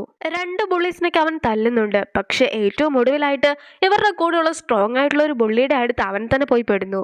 ആ കുട്ടി ഒരുപാട് സ്ട്രോങ് ആയതുകൊണ്ട് തന്നെ അവന് ആ കുട്ടീനെ തല്ലി തോൽപ്പിക്കുവാനായിട്ട് സാധിക്കുമായിരുന്നില്ല. എന്തായാലും ഈ തവണ ക്ലാസ്സിലെ ഒരുപാട് കുട്ടികളുടെ മുമ്പിൽ വെച്ച് അവന് നല്ലപോലെ തന്നെ തല്ലി കിട്ടുന്നു. ടീച്ചർ വരുന്നത് കൊണ്ട് തന്നെ ജിൻസങ് തൽക്കാലത്തേക്ക് അവനെ വെറുതെ വിടുന്നു. ജിൻസങ്ങിന്റെ അടുത്ത് പിടിച്ചു നിൽക്കുവാനായിട്ട് അവന് സാധിക്കുമായിരുന്നെങ്കിലും മറ്റേ സ്ട്രോങ് ആയിട്ടുള്ള ആ ഒരു ബുള്ളിയുടെ അടുത്ത് തനിക്ക് പിടിച്ചു നിൽക്കുവാനായിട്ട് സാധിക്കുകയില്ല എന്ന സത്യമൊക്കെ അവനും മനസ്സിലാക്കുകയാണ്. തന്നെത്താൻ ഒരു സൊല്യൂഷനൊക്കെ കണ്ടെത്തുവാനായിട്ട് ആയിരുന്നല്ലോ മരണോ അവനോട് പറഞ്ഞിട്ടുണ്ടായിരുന്നത്. അതുകൊണ്ട് തന്നെ അവനും അതിനെക്കുറിച്ച് കൂടുതലായിട്ട് ആലോചിക്കുന്നു. അങ്ങനെ ഹീറോയ്ക്കിട്ട് ഒരുപാട് ഇടിയൊക്കെ കിട്ടി കഴിയുമ്പോഴത്തേക്കും സ്ട്രോങ് ആയിട്ടുള്ള ബോയും ഇനി ഇവനെ തല്ലണ്ടെന്നൊക്കെ പറഞ്ഞിട്ട് ജിൻസങ്ങിനെ തടയുന്നുണ്ട്. അപ്പോഴായിരുന്നു വളരെ സ്ട്രോങ് ആണെങ്കിൽ പോലും ആ ഒരു കുട്ടിയും ജിൻസങ്ങിന്റെ മുമ്പിൽ വെറും ഒരു പാവ മാത്രമാണെന്നുള്ള സത്യമൊക്കെ ഹീറോയും മനസ്സിലാക്കുന്നത്. അങ്ങനെ ഒരു പെൺകുട്ടി ജിൻസങ്ങിനെ വിളിച്ച് കഴിയുമ്പോഴത്തേക്കും ജിൻസങ്ങൻ തല്ലൊക്കെ നിർത്തിയിട്ട് ആ പെൺകുട്ടിയുടെ അടുത്തേക്ക് പോകുന്നു. അവൾക്ക് തന്റെ അടുത്ത് കുറച്ച് ദയൊക്കെ തോന്നി കാണുമെന്നൊക്കെ ഹീറോ വിചാരിക്കുന്നുണ്ടെങ്കിലും അവളും ജിൻസങ്ങിനെ പോലെ ഒരു വ്യക്തിയൊക്കെ ആയിരുന്നു. അങ്ങനെ അവൻ വീട്ടിലേക്ക് എത്തി കഴിയുമ്പോഴത്തേക്കും ഇത്തവണയും താൻ ഒരു പാവപ്പെട്ടവനായിട്ടാണ് ഉള്ളതെന്ന കാര്യമൊക്കെ അവൻ മനസ്സിലാക്കുന്നു. മാത്രമല്ല അമ്മയുടെ കുറച്ച് ഫോട്ടോസൊക്കെ കണ്ട് കഴിയുമ്പോഴത്തേക്കും അമ്മ മാത്രമാണ് തനിക്കുള്ളതെന്നും അവൻ അറിയിക്കുകയാണ്. ഫുഡൊക്കെ കഴിക്കണമെന്ന് പറഞ്ഞ അമ്മ ഒരു സ്റ്റിക്കി നോട്ടൊക്കെ അവിടെ വെച്ചിട്ടുണ്ടായിരുന്നു. അത് കാണുമ്പോഴത്തേക്കും അവനും സ്വന്തം അമ്മേനെ കുറിച്ച് ഓർക്കുന്നു. അവന്റെ അമ്മയും പല ജോലികളൊക്കെ ചെയ്തിട്ടായിരുന്നു അവനെ വളർത്തിയിട്ടുണ്ടായിരുന്നത്. അവനും സ്കൂളൊക്കെ വിട്ട് വരുമ്പോഴത്തേക്കും അമ്മേനെ സഹായിച്ചിട്ടുമുണ്ട്. വലിയൊരു പണക്കാരനാകണമെന്ന് അവൻ ഒരിക്കലും ആഗ്രഹിച്ചിരുന്നില്ല. മറിച്ച് എല്ലാവരെ പോലെ ഒരു ജോലിയൊക്കെ കിട്ടി കല്യാണമൊക്കെ കഴിച്ചിട്ട് സുഖമായിട്ടൊരു കുടുംബമൊക്കെ നടത്തണമെന്ന് മാത്രമായിരുന്നു അവന്റെ ആഗ്രഹവും. പക്ഷെ എല്ലാവരെ കൊണ്ട് സിമ്പിളായിട്ട് ചെയ്യുവാനായിട്ട് സാധിക്കുന്ന ആ ഒരു കാര്യം പോലും തനിക്ക് ചെയ്യുവാനായിട്ട് സാധിക്കുന്നില്ല എന്ന വിഷമമായിരുന്നു അവനും ഉണ്ടായിരുന്നത്. ഹ്യൂക്സോൻ ഇഷ്ടപ്പെട്ട ഫുഡൊക്കെ അമ്മ ഉണ്ടാക്കി വെച്ചിട്ടുണ്ടായിരുന്നു. ഈജയും ഇപ്പോൾ ആ ഒരു ലൈഫുമായിട്ട് പൊരുത്തപ്പെട്ട് പോയിക്കൊണ്ടിരിക്കുകയാണ്. അവനങ്ങനെ ഫുഡൊക്കെ കഴിച്ചുകൊണ്ട് ഹ്യൂക്സോന്റെ അമ്മേനെ നോക്കി കഴിയുമ്പോഴത്തേക്കും അവന്റെ തന്നെ സ്വന്തം അമ്മ മുമ്പിൽ വന്നിരിക്കുന്നതായിട്ടാണ് അവന് തോന്നുന്നത്. അങ്ങനെ രാത്രി അമ്മേനെ കോൾ ചെയ്യണമെന്നൊക്കെ അവന് തോന്നുന്നുണ്ടെങ്കിലും അവനെ വിളിക്കുവാനായിട്ടുള്ള ധൈര്യമൊന്നും അവനുണ്ടായിരുന്നില്ല. ജിൻസാങ്ങും അവനോട് 50,000 വോണൊക്കെ നാളെ കൊണ്ടുവരുവാനായിട്ട് ആവശ്യപ്പെടുകയാണ്. ഹ്യൂക്സോ എഴുതിയിട്ടുണ്ടായിരുന്ന ആത്മഹത്യക്കുറിപ്പൊക്കെ വായിച്ചു നോക്കുന്ന ഈജയും കൂടുതലായിട്ടൊക്കെ അവനെ മനസ്സിലാക്കുകയാണ്. അതായത് ജിൻസാങ് പണമൊക്കെ വേണമെന്ന് ഹിക്സോനോട് പറയുമായിരുന്നല്ലോ. അവനും അമ്മയുടെ ഓരോരോ കള്ളമൊക്കെ പറഞ്ഞിട്ടായിരുന്നു അമ്മയുടെ കയ്യിൽ നിന്നും പണമൊക്കെ മേടിച്ചുകൊണ്ട് പോകുന്നത്. അങ്ങനെ ജീവിക്കുന്നതൊക്കെ ഓർക്കുമ്പോഴത്തേക്കും ആയിരുന്നു അവന് ഏറ്റവും കൂടുതൽ കുറ്റബോധം തോന്നിയിട്ടുണ്ടായിരുന്നതും. അവരുടെ കൂടെ സ്ട്രോങ് ആയിട്ടുള്ള ഒരു ബുള്ളിയൊക്കെ ഉണ്ടായിരുന്നല്ലോ. അവനെ വെച്ച് ഒരു കളിയൊക്കെ അങ്ങ് കളിച്ചാലോ എന്ന് ഈജയ്ക്കും തോന്നുകയാണ്. സ്ട്രോങ് ആയിട്ടുള്ള ബുള്ളി ബാത്റൂമിലൊക്കെ പോകുന്ന സമയത്ത് ഈജയും അവന്റെ അടുത്തായിട്ട് വന്ന് നിൽക്കുന്നു. ഞാൻ തലിയാൽ പോലും തോറ്റുപോകുന്ന ഒരാളാണ് ജിൻസാങ്. അങ്ങനെയുള്ള ജിൻസാങ് നിന്നെ തല്ലുന്നതൊക്കെ ഞാൻ കണ്ടിട്ടുണ്ടായിരുന്നല്ലോ. നീയാണ് കൂട്ടത്തിലെ ഏറ്റവും സ്ട്രോങ് ആയിട്ടുള്ള ആള്. അങ്ങനെയുള്ള നീ എന്തിനാണ് ജിൻസാങ്ങിന്റെ തല്ലൊക്കെ കൊള്ളുന്നത്? ജിൻസാങ് പറയുന്ന ഒരു കാര്യവും നീ കേൾക്കാതെയൊക്കെ ഇരിക്കുകയാണെങ്കിൽ നിനക്ക് ആ ഒരു കൂട്ടത്തിലെ ബോസായി മാറുവാൻ സാധിക്കുമെന്നൊക്കെ ആയിരുന്നു അവന്റെ അടുത്ത് ഈജ പറയുന്നത്. പക്ഷെ താൻ അങ്ങനെ ചെയ്യുന്നതിന് പിന്നിൽ ഒരു കാരണമുണ്ടെന്നൊക്കെ പറഞ്ഞ് അവനൊരു കാര്യം പറയുവാനായിട്ട് തുടങ്ങുമ്പോഴത്തേക്കും ജിൻസാങ്ങും പെട്ടെന്ന് തന്നെ ബാത്റൂമിലേക്കൊക്കെ കയറി വരുന്നു. ജിൻസാങ് സ്ട്രോങ് ആയിട്ടുള്ള ആ ഒരു ബുള്ളിനെ തല്ലുന്നുമുണ്ട്. ആ ബുള്ളിയും ഈജയോട് മറ്റൊരു കാര്യത്തെക്കുറിച്ച് പറയുകയാണ്. അതായത് ജിൻസാങ്ങിന്റെ ഒരു ഫ്രണ്ട് ഉണ്ട്. ആ ഫ്രണ്ടാണ് ഈ ഒരു ഏരിയയിലെ തന്നെ ഏറ്റവും സ്ട്രോങ്ങസ്റ്റ് ആയിട്ടുള്ള ആള്. അയാൾ ടൈക്കോണ്ടോ പോലും പഠിച്ചിട്ടുള്ള ഒരാളാണ്. പക്ഷെ ജിൻസാങ് ആകട്ടെ അയാളുടെ കൂടെ നഴ്സറി സ്കൂളിലേക്ക് ഒന്നിച്ച് പഠിച്ചിട്ടുണ്ടായിരുന്നു. ഈ ബുള്ളിയും സ്കൂളിലെ തന്നെ സ്ട്രോങ്ങസ്റ്റ് ആയിട്ടുള്ള ആളാണെങ്കിലും ഏരിയയിലെ സ്ട്രോങ്ങസ്റ്റ് ആയിട്ടുള്ള ആളുടെ അടുത്ത് പിടിച്ചു നിൽക്കുവാനായിട്ട് തനിക്ക് സാധിക്കുകയില്ല എന്ന കാര്യമൊക്കെ ഈജയോട് തുറന്നു പറയുകയാണ്. അപ്പോൾ തനിക്ക് വെറുതെ ഒന്നും ചെയ്യുവാനായിട്ട് സാധിക്കുകയില്ല. ഒരു വലിയ പദ്ധതി തന്നെ കണ്ടെത്തേണ്ടതായിട്ടുണ്ടെന്ന് ഈജയും സ്വയം പറയുന്നു. ഈജയും നൂഡിൽസ് ഒക്കെ കഴിച്ചുകൊണ്ടിരിക്കുന്ന സമയത്ത് ജിൻസങ് വെറുതെ വന്ന് അവനെ ശല്യം ചെയ്തിട്ട് പോകുന്നു. പക്ഷേ ഈജയ് കയ്യിലുണ്ടായിരുന്ന ആ ഒരു നൂഡിൽസ് മുഴുവനായിട്ട് അവന്റെ തലവഴി ഒഴിക്കുകയും നീ ഈ ഫുഡൊക്കെ മര്യാദയ്ക്ക് കഴിച്ചോ എന്നൊക്കെ പറഞ്ഞിട്ട് അവിടെ നിന്ന് ഓടുകയും ചെയ്യുകയാണ്. അത്രയും കുട്ടികളുടെ മുമ്പിൽ താൻ നാണം കെട്ടത് കൊണ്ട് തന്നെ ജിൻസങ്ങും ബുള്ളിയോട് നീ പോയി അവനെ പിടിച്ചോണ്ട് വാ എന്നൊക്കെ പറയുന്നുണ്ട്. എനിക്ക് നല്ലതുപോലെ തന്നെ വിശക്കുന്നുണ്ട്, അതുകൊണ്ട് തന്നെ ഞാൻ ഫുഡ് കഴിക്കുവാനായിട്ട് ഇരിക്കുകയാണ്. നിനക്ക് വേണമെങ്കിൽ നീ പോയി പിടിച്ചോ. പിന്നെ അവനെ പിടിക്കുവാൻ പോകുന്നതിന് മുമ്പ് നീ ഒന്ന് കുളിച്ചിട്ടൊക്കെ പോകുന്നത് നല്ലതായിരിക്കുമെന്നൊക്കെ അവൻ പറയുമ്പോഴത്തേക്കും ജിൻസങ്ങിന് കൂടുതൽ നാണക്കേടാക്കുകയാണ് ചെയ്യുന്നത്. ജിൻസങ്ങിന്റെ ലവറും ആ ഒരു കൂട്ടത്തിലൊക്കെ ഉണ്ടായിരുന്നു, അതുകൊണ്ട് തന്നെ അവൻ മൊത്തത്തിൽ നാണം കെട്ടു പോകുന്നു. എന്റെ കയ്യിൽ ഒരു പ്ലാൻ ഉണ്ട്, ഞാൻ എന്ത് ചെയ്താലും നീ ഇടപെടാതിരിക്കണം. അങ്ങനെയാണെങ്കിൽ നിനക്കും ആ ഒരു സീനിയറിന്റെ അടുത്ത് നിന്ന് രക്ഷപ്പെടുവാനായിട്ട് സാധിക്കുമെന്നൊക്കെ നേരത്തെ ഈച്ച പറഞ്ഞിട്ടുണ്ടായിരുന്നത് കൊണ്ടാണ് ഇപ്പോൾ ഇവനും ഇതുപോലെയൊക്കെ പെരുമാറിയിട്ടുണ്ടായിരുന്നത്. ജിൻസങ്ങും സീനിയറിന്റെ അടുത്ത് ചെന്നിട്ട് അവനെ ഒരു പാഠം പഠിപ്പിക്കണമെന്നൊക്കെ പറഞ്ഞ് കഴിയുമ്പോഴത്തേക്കും സീനിയറും ഒരു കൂട്ടം ആൾക്കാരുമായിട്ട് സ്കൂളിലേക്കൊക്കെ പോകുകയാണ്. ഈച്ചയാകട്ടെ ഒരു വെബ്റ്റൂണൊക്കെ വായിച്ചുകൊണ്ടിരിക്കുകയായിരുന്നു. അപ്പോഴാണ് ജിൻസങ്ങും സീനിയറും ഒരു വലിയ ടീമും കൂടി ആ ഒരു ക്ലാസ്സിലേക്കൊക്കെ കയറി വരുന്നത്. അങ്ങനെ സ്ട്രോങ് ആയിട്ടുള്ള ബുള്ളീനെ ചെന്ന് കാണുന്ന സീനിയറും നീ ആയിരുന്നു അവന്റെ തലവഴി നൂഡിൽസ് ഒക്കെ ഒഴിച്ചിട്ടുണ്ടായിരുന്നതെന്ന് അവനോട് ചോദിക്കുകയാണ്. ബുള്ളിയും ഞാൻ ആയിരുന്നില്ല അങ്ങനെ ചെയ്തതെന്നൊക്കെ പറഞ്ഞ് നിൽക്കുമ്പോഴത്തേക്കും റിയൽ ആയിട്ട് നൂഡിൽസ് ഒക്കെ ഒഴിച്ചിട്ടുണ്ടായിരുന്ന ഈജയെ ചൂണ്ടി കാണിക്കുകയാണ് ജിൻസങ്. അങ്ങനെ സീനിയറും ഈജയോട് സംസാരിക്കുവാനായിട്ട് നോക്കുമ്പോഴത്തേക്കും ഒരു പാവത്തനെ പോലെയൊക്കെ ആയിരുന്നു ഈജ ഇരുന്നിട്ടുമുണ്ടായിരുന്നത്. മാത്രമല്ല അവൻ ഒട്ടും തന്നെ ശക്തിശാലിയൊന്നും അല്ലല്ലോ. ഈ ഒരു കുഞ്ഞു കൊച്ചിനെ തല്ലുവാനായിട്ടായിരുന്നു ഏരിയയിലെ തന്നെ സ്ട്രോങ്ങസ്റ്റ് ആയിട്ടുള്ള ഈ ഒരു ടീമിനെ വിളിച്ചുകൊണ്ട് വന്നിട്ടുണ്ടായിരുന്നതെന്നൊക്കെ ഓർത്തിട്ട് ആ ഒരു ടീമിന് തന്നെ മൊത്തത്തിൽ നാണക്കേട് തോന്നുകയാണ്. ഇത്രയും ചെറിയ കാര്യമൊക്കെ നിനക്ക് തന്നെ ഹാൻഡിൽ ചെയ്താൽ പോരെ, ഇനി മേലാൽ എൻ്റെ ഫ്രണ്ടാണെന്ന് പറഞ്ഞ് നീ നടന്നേക്കരുതെന്നൊക്കെ പറഞ്ഞിട്ട് സീനിയറും അവനെ വഴക്ക് പറഞ്ഞിട്ട് പോകുന്നു. ഈജയുടെ ഐഡിയയും അത് തന്നെ ആയിരുന്നു. എന്തായാലും തൻ്റെ ഐഡിയ ഒക്കെ നടന്ന സന്തോഷത്തിൽ ഈജയും ഇരിക്കുന്നു. നിനക്ക് സീനിയറിന്റെ ഫ്രണ്ട്ഷിപ്പ് ഒക്കെ നഷ്ടപ്പെട്ടല്ലോ, അതുകൊണ്ട് തന്നെ ഇനി നിനക്കൊന്നും ചെയ്യുവാൻ സാധിക്കുകയില്ല എന്നൊക്കെ പറഞ്ഞ് ഈജ നിൽക്കുമ്പോഴത്തേക്കും ജിൻസങ്ങും അവനെ തല്ലുവാനായിട്ടൊക്കെ തുടങ്ങുന്നു. പക്ഷെ ബുള്ളി ജിൻസങ്ങിനെ തടഞ്ഞതിന് ശേഷം തിരിച്ച് ജിൻസങ്ങിനെ തല്ലുകയാണ്. അങ്ങനെ ജിൻസങ്ങും ആരുമല്ലാതായിരിക്കുന്നു. ഈജനെ സപ്പോർട്ട് ചെയ്തിട്ടുണ്ടായിരുന്ന ആ ഒരു ബുള്ളിയാണ് ഇപ്പോൾ ബുള്ളി ടീമിന്റെ തന്നെ ലീഡറായിട്ട് മാറിയിരിക്കുന്നത്. ആ ഒരു ദിവസത്തിന് ശേഷം ഈജനെ ആരും ബുള്ളി ചെയ്തിട്ടില്ല. എല്ലാവർക്കും അവന്റെ അടുത്തൊരു പേടിയായിരുന്നു ഉണ്ടായിരുന്നത്. ജിൻസങ്ങിനെ പലപ്പോഴായിട്ട് കാണുന്ന ബുള്ളിയും അവനെ തല്ലിയിട്ടൊക്കെ പോകുന്നു. അങ്ങനെ വിഷമിച്ചു വരുന്ന ജിൻസങ്ങും തന്റെ ലവർ കൂടി കൈവിട്ടു പോയെന്ന കാര്യമൊക്കെ മനസ്സിലാക്കുകയാണ്. ഇനി വളർന്ന് വലുതായി വന്നിട്ട് കുറെ പണമൊക്കെ ഉണ്ടാക്കണമല്ലോ എന്ന് ഓർത്തിട്ട് ഏജ ഇപ്പോഴേ ടെൻഷൻ അടിക്കുകയാണ്. അങ്ങനെ ഇരിക്കെ ജിൻസങ്ങും മദ്യപിച്ചതിന് ശേഷം ഇതിനെല്ലാത്തിനും കാരണക്കാരൻ നീയാണെന്നൊക്കെ പറഞ്ഞിട്ട് അവന്റെ അടുത്തേക്ക് ചെല്ലുന്നു. നിനക്ക് ഇങ്ങനെയൊക്കെ സംഭവിച്ചതിന് പിന്നിലെ കാരണക്കാരൻ ഞാൻ തന്നെയാണ്, പക്ഷെ എനിക്കിങ്ങനെ സംഭവിച്ചതിന് പിന്നിലെ കാരണക്കാരൻ നീയാണ്. അതുകൊണ്ട് തന്നെ എല്ലാ കാര്യങ്ങളും തുടങ്ങി വെച്ചത് നീ തന്നെ ആയിരുന്നു എന്നൊക്കെ ഈജയും ജിൻസങ്ങിനോട് പറയുന്നു. ഒരു ശ്രദ്ധയുമില്ലാതെ ഈജ നടന്നൊക്കെ വരുമ്പോഴത്തേക്കും ഒരു വണ്ടി അവനെ ഇടിക്കുവാനായിട്ടൊക്കെ തുടങ്ങുകയാണ്. പക്ഷെ എന്തോ ഭാഗ്യം കൊണ്ട് ആ ഒരു ഡ്രൈവർ അതിനു മുമ്പ് തന്നെ വണ്ടി നിർത്തിയിട്ടുണ്ടായിരുന്നു. അങ്ങനെ മരണത്തിൽ നിന്ന് രക്ഷപ്പെട്ട അവനും തിരിഞ്ഞു നോക്കി കഴിയുമ്പോഴത്തേക്കും പെട്ടെന്ന് തന്നെ അവിടെ ജിൻസങ് എത്തിയിട്ടുണ്ടായിരുന്നു. ജിൻസങ്ങും കയ്യിലുണ്ടായിരുന്ന ഒരു ഇഷ്ടികയൊക്കെ വെച്ചിട്ട് അവന്റെ തലക്കിട്ടിരിക്കുന്നു. എല്ലാത്തിനും കാരണം നീയാണ്, നീ മരിച്ചാൽ എല്ലാം ശരിയാകും എന്നൊക്കെ പറഞ്ഞിട്ട് അവന്റെ തലക്കടിച്ച് അവനെ കൊല്ലുന്നു. അങ്ങനെ ഈജെ മൂന്നാമതായിട്ട് കയറിയ ആ ഒരു ശരീരത്തിന്റെ ഉടമയെ മരിച്ചിരിക്കുകയാണ്. ജിൻസങ് ഒരു കുട്ടീനെ മരിക്കുന്നതിന്റെ തൊട്ട് വക്കിൽ വരെ എത്തി അത്രത്തോളം ബുള്ളി ചെയ്യിച്ചതാണ്. പക്ഷെ ഇപ്പോൾ ആ ഒരു കുട്ടി തിരിച്ചവനെ ഒറ്റത്തവണ ബുള്ളി ചെയ്തപ്പോഴത്തേക്കും അവൻ ആ കുട്ടീനെ കൊന്നു കളഞ്ഞിരിക്കുന്നു. എന്തൊരു വട്ടനാണ് അവൻ എന്നൊക്കെ പറഞ്ഞിട്ടാണ് ഇത്തവണ ഈജ സംസാരിക്കുന്നത്. പക്ഷെ മനുഷ്യരുടെ സ്വഭാവം ഇങ്ങനെയൊക്കെ ആണെന്നായിരുന്നു മരണം അതിന് മറുപടി പറയുന്നത്. അവന് ഞാൻ വലിയൊരു ശിക്ഷ തന്നെ കൊടുക്കുന്നതായിരിക്കുമെന്നൊക്കെ പറഞ്ഞിട്ട് ഈജയും നിൽക്കുന്നു. ഈജ ചെയ്ത തെറ്റിനുള്ള ശിക്ഷയാണ് അവനിപ്പോൾ അനുഭവിച്ചുകൊണ്ടിരിക്കുന്നത്. അങ്ങനെയുള്ള നീയാണോ മറ്റൊരാളെ ശിക്ഷിക്കുവാനായിട്ട് പോകുന്നതെന്നൊക്കെ മരണവും അവനോട് ചോദിക്കുന്നു. നിനക്കെന്നെ നരകത്തിലേക്ക് അയക്കുവാനായിട്ടാണ് ആഗ്രഹമെങ്കിൽ അതങ്ങ് പറഞ്ഞാൽ പോരെ, എന്തിനാണ് എനിക്ക് വേണ്ടാത്ത പ്രതീക്ഷയൊക്കെ തന്നിട്ടുണ്ടായിരുന്നത്? ഞാൻ എത്രയൊക്കെ ശ്രമിച്ചിട്ടും എനിക്ക് ആരെയും രക്ഷിക്കുവാനായിട്ട് സാധിക്കുന്നില്ലല്ലോ എന്നൊക്കെ അവനും മരണത്തോട് പറയുന്നു. പക്ഷെ അവളും അപ്പോൾ തന്നെ അവനെ എടുത്ത് ഒറ്റയേറൊക്കെ എറിയുന്നു. നീ വിചാരിക്കുന്ന രീതിയിൽ ഞാൻ ഒരിക്കലും നിന്നെ പറ്റിക്കുവാനായിട്ട് ശ്രമിച്ചിട്ടില്ല, അതുകൊണ്ട് തന്നെ നീ എൻ്റെ അടുത്ത് മാന്യമായിട്ട് വേണം പെരുമാറുവാൻ എന്നൊക്കെ മരണവും അവനോട് പറയുകയാണ്. മാത്രമല്ല അവന്റെ മുഖത്തൊക്കെ ചവിട്ടി അരയ്ക്കുകയും ചെയ്യുന്നു. നീ ഏതെങ്കിലും ശരീരത്തിൽ കയറിയതിനു ശേഷം ആത്മഹത്യ ചെയ്യുകയാണെങ്കിൽ നീ നരകം കണ്ടിട്ടുണ്ടായിരുന്നല്ലോ, അതിനേക്കാളും വലിയൊരു ശിക്ഷയായിരിക്കും നിനക്ക് വേണ്ടി ഇവിടെ കാത്തിരിക്കുക എന്നൊക്കെ മരണവും അവനോട് പറയുന്നു. ഹ്യുൻസുവും ആത്മഹത്യയൊക്കെ ചെയ്യുവാനായിട്ട് ശ്രമിച്ചിട്ടുണ്ടായിരുന്നെങ്കിലും അവന്റെ യഥാർത്ഥത്തിലുള്ള മരണകാരണവും ഞാനും തമ്മിൽ യാതൊരു വിധത്തിലുള്ള ബന്ധവുമില്ല. നീ തിരഞ്ഞെടുത്തിട്ടുണ്ടായിരുന്ന ആ ഒരു ചോയ്സാണ് തെറ്റായി പോയിട്ടുണ്ടായിരുന്നത്, അതുകൊണ്ടാണ് അവൻ മരിച്ചതും. എന്തായാലും നീ പെട്ടെന്ന് തോറ്റുകൊടുക്കുവാനായിട്ട് പാടില്ല എന്നൊക്കെ അവൾ പറഞ്ഞു കഴിയുമ്പോഴത്തേക്കും കഷ്ടപ്പാടൊന്നുമില്ലാത്ത ഒരു ശരീരത്തിലേക്ക് എന്നെ അങ്ങ് കൊണ്ടുപോയിട്ടേക്ക്, അതാകുമ്പോഴത്തേക്കും നമുക്ക് രണ്ടുപേർക്ക് എളുപ്പമായില്ലേ കാര്യങ്ങൾ എന്നൊക്കെയാണ് ഈജ ചോദിക്കുന്നത്. പക്ഷെ അങ്ങനെ ചെയ്താലും ഒരു രസമൊന്നും ഉണ്ടാക്കുകയില്ല. നീ ഒരിക്കലും വിചാരിക്കാത്ത വളരെ മോശമായിട്ടുള്ള മരണങ്ങൾ ഇനിയും ഉണ്ടെന്നൊക്കെ പറഞ്ഞിട്ട് മരണവും അവനെ വെടിവെച്ച് കൊല്ലുന്നു. അങ്ങനെ അവനും അവന്റെ 4ാമത്തെ ബോഡിയിലേക്ക് കടന്നിരിക്കുന്നു. ഇത്തവണ അവനും ശരിക്കും ഒന്നും തന്നെ കാണുവാനായിട്ട് സാധിക്കുന്നുണ്ടായിരുന്നില്ല. അവനെ ആകട്ടെ കുറച്ച് ഗ്യാങ്സ്റ്റേഴ്സ് ചേർന്നിട്ട് ഒരു കസേരയിൽ കെട്ടിയിട്ട് ഉപദ്രവിക്കുകയായിരുന്നു. അങ്ങനെ ഇരിക്കെ അവന്റെ മുഖത്തുണ്ടായിരുന്ന തുണിയൊക്കെ മാറ്റി കഴിയുമ്പോഴത്തേക്കുമാണ് എന്താണ് തന്റെ ചുറ്റും നടക്കുന്നതെന്നൊക്കെ അവനും കാണുന്നത്. ആ ടൈമിലെ മെയിനായിട്ടുള്ള ബോസ് ആകട്ടെ പെൺകുട്ടിയും പണവും എവിടെയാണെന്നൊക്കെ അവന്റെ അടുത്ത് ചോദിക്കുന്നു. ഏത് പെൺകുട്ടി, ഏത് പണം, അതൊക്കെ പോട്ടെ, ഞാൻ ആരാണെന്നുള്ള സംശയമൊക്കെ ആയിരുന്നു അവനുണ്ടായിരുന്നത്. അവന്റെ കണ്ണൊക്കെ കുത്തിപ്പൊട്ടിക്കുവാനായിട്ട് പോകുകയാണെന്നൊക്കെ പറഞ്ഞ് അവർ നിൽക്കുമ്പോഴത്തേക്കും എല്ലാ സത്യങ്ങളും ഞാൻ തുറന്നു പറയാമെന്നൊക്കെ പറഞ്ഞ് അവനും നിൽക്കുന്നു. എനിക്കൊന്നും ഓർത്തെടുക്കാനായിട്ട് സാധിക്കുന്നില്ല. നിങ്ങൾ എനിക്ക് കുറച്ച് സമയം തരികയാണെങ്കിൽ എല്ലാ കാര്യങ്ങളും ഞാൻ നിങ്ങളോട് പറയാമെന്നൊക്കെ പറഞ്ഞ് അവനും നിൽക്കുകയാണ്. അങ്ങനെ ഇരിക്കെ ആ ഒരു ബോസും നിന്റെ എല്ലാ ഓർമ്മകളും ഞാൻ തിരിച്ചു തരാമെന്നൊക്കെ പറഞ്ഞിട്ട് ഒരു ചുറ്റിക വെച്ച് അവനെ തല്ലുവാനായിട്ടൊക്കെ തുടങ്ങുന്നു. അപ്പോൾ ആ ഒരു ബോഡിയുടെ യഥാർത്ഥത്തിലുള്ള ഓണറിന്റെ ഓർമ്മകളും അവന്റെ ഉള്ളിലേക്ക് വരുന്നു. അയാളുടെ പേര് ചൂഹൺ എന്നാണ്. അയാളും ഒരു ഫിക്സർ ആയിട്ടാണ് വർക്ക് ചെയ്യുന്നത്. അതായത് കുറേയധികം ക്ലയൻസ് ഒക്കെ ഓരോരോ ദൗത്യങ്ങളൊക്കെ ഒരു ഗ്യാങ്ങിനെ ഏൽപ്പിക്കും. ആ ഒരു ഗ്യാങ്ങിന്റെ ഭാഗമാണ് ഇവനും. ക്രിമിനൽസിന്റെ ഒക്കെ സീക്രട്ട് ആയിട്ടുള്ള വലിയൊരു ഓർഗനൈസേഷനാണ് അത്. ക്ലയൻസിന്റെ പ്രോബ്ലംസ് ഒക്കെ ഫിക്സ് ചെയ്യുമെന്നാണ് അവൻ പറയുന്നതും. യഥാർത്ഥത്തിൽ പറയുകയാണെങ്കിൽ ഈ ഒരു ഗാങ്സ്റ്റേഴ്സിന്റെ അടുത്തേക്ക് ആരുടെയെങ്കിലും ഫോട്ടോയൊക്കെ ക്ലയൻസ് അയക്കുകയാണെങ്കിൽ ആ ഒരാളെ തീർത്ത് കളയുകയാണ് ഇവരുടെ ശരിക്കുമുള്ള ഡ്യൂട്ടി. അങ്ങനെ ഇരിക്കെ ക്ലബിൽ വെച്ച് കണ്ടിട്ടുണ്ടായിരുന്ന ഒരു പെൺകുട്ടിയുടെ അടുത്ത് അവനൊരു ഇഷ്ടമൊക്കെ തോന്നുകയാണ്.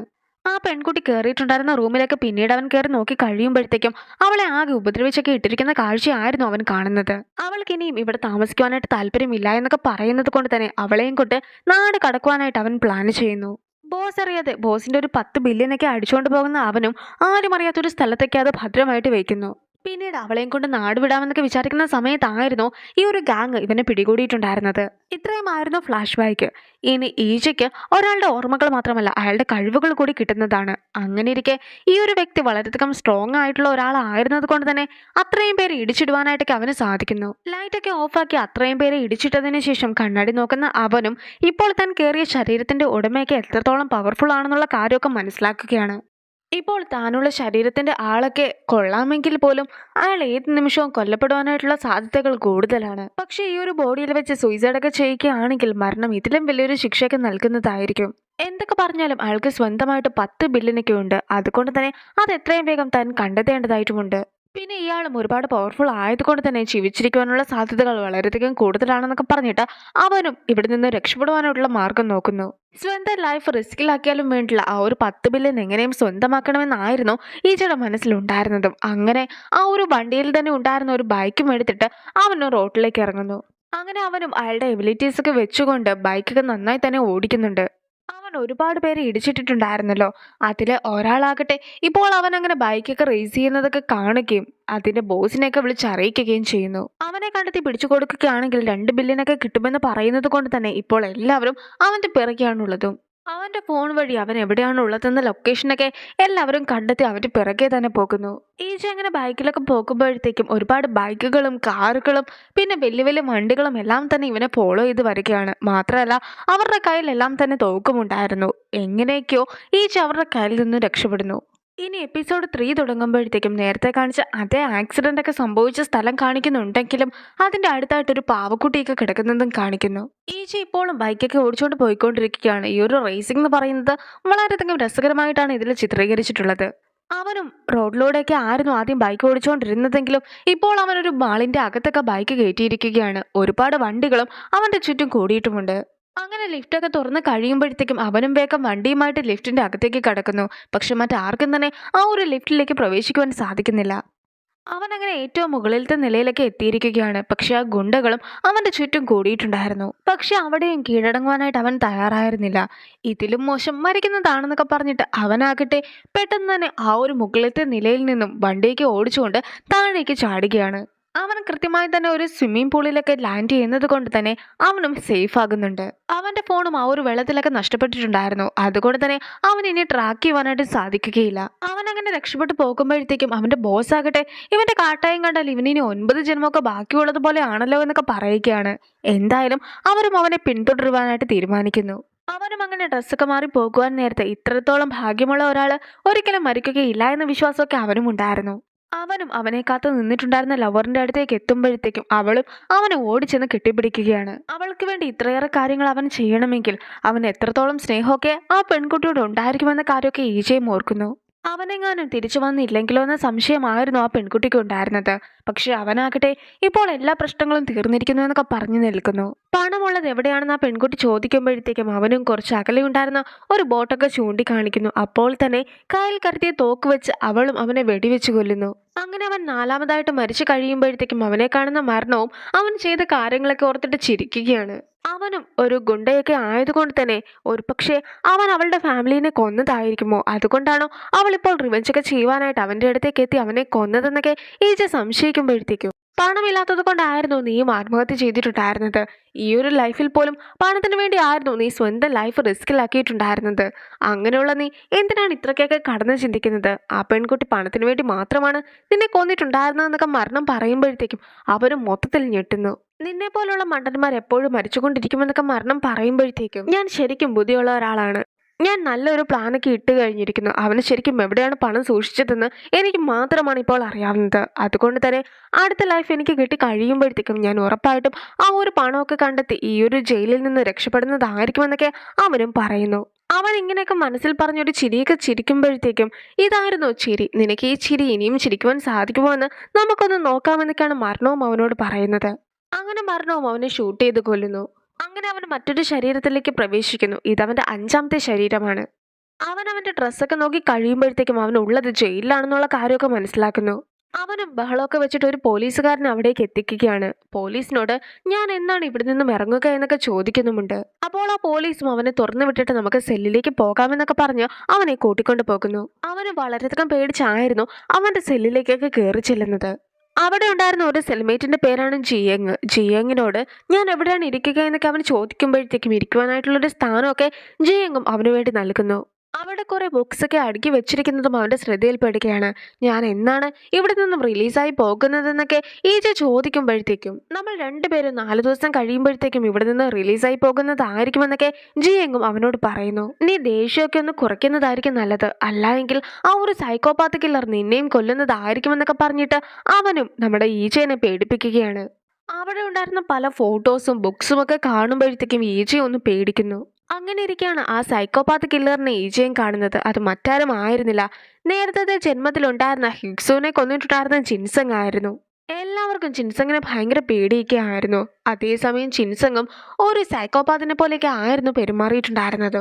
പക്ഷേ ഈജയും അവനെ നേരിട്ട് കണ്ട സന്തോഷത്തിൽ അവന് ഒരുപാട് തല്ലുന്നു. പക്ഷെ സെൽമേറ്റ്സ് എല്ലാവരും കൂടി ചേർന്നിട്ട് ഈജനെ പിടിച്ചു മാറ്റിയിട്ട് ഒരു പക്ഷെ ജിൻസങ് നിന്നെ കൊന്നാലോ എന്നൊക്കെ ചോദിക്കുകയാണ്. ഞാൻ നിന്നെ ഒരിക്കലും ജീവനോടെ ഇവിടെ നിന്ന് വിടുകയില്ല എന്നൊക്കെ ജിൻസങ്ങും അവന്റെ മുഖത്ത് നോക്കി പറയുന്നു. അങ്ങനെ ഇരിക്കെ എന്താണ് അവിടെ സംഭവിക്കുന്നതെന്ന് മനസ്സിലാക്കാതെ നിൽക്കുന്ന ഈജയുടെ ഉള്ളിലേക്ക് റിയൽ ആയിട്ടുള്ള ആ ഒരു മനുഷ്യന്റെ ഓർമ്മകളെല്ലാം തന്നെ എത്തുകയാണ്. ആ ഒരാളുടെ പേരാണ് ടൈസങ്. കുട്ടിക്കാലം മുതൽ തന്നെ MMA ഫൈറ്ററൊക്കെ ആകണമെന്നായിരുന്നു അവൻ ആഗ്രഹിച്ചിട്ടുണ്ടായിരുന്നത്. അവൻ്റെ അമ്മ പലരുടെയും കയ്യിൽ നിന്നും പണമൊക്കെ മേടിച്ചിട്ടുണ്ടായിരുന്നു. അതുകൊണ്ട് തന്നെ ആ ഒരു പണമൊക്കെ തിരിച്ചു ചോദിക്കുവാനായിട്ട് പലരും അവൻ്റെ വീട്ടിലൊക്കെ വന്നതായിരുന്നു അവന് കാണുന്നത്. അങ്ങനെ ഇരിക്കെ അവൻ്റെ പ്രശ്നങ്ങളൊക്കെ തീർക്കുവാനായിട്ടുള്ള പണം നൽകാമെന്ന് പറഞ്ഞ് അവൻ ഒരാൾ കോൾ ചെയ്യുന്നു. ഒരാൾ അറിയാതെ മറ്റൊരാളെ വണ്ടിക്ക് ഇടിപ്പിച്ചതിന് ശേഷം അയാളെ ഹോസ്പിറ്റലിലാക്കിയിട്ടുണ്ടായിരുന്നു. ആ ഒരു കേസൊക്കെ ഇവനോട് ഏറ്റെടുക്കാമോ എന്നാണ് അഡ്വക്കേറ്റ് ചോദിക്കുന്നത്. അതായത് 200 മില്യണോളം തുകയൊക്കെ അവൻ ഇതിന് പകരമായിട്ട് കിട്ടുന്നതായിരിക്കും.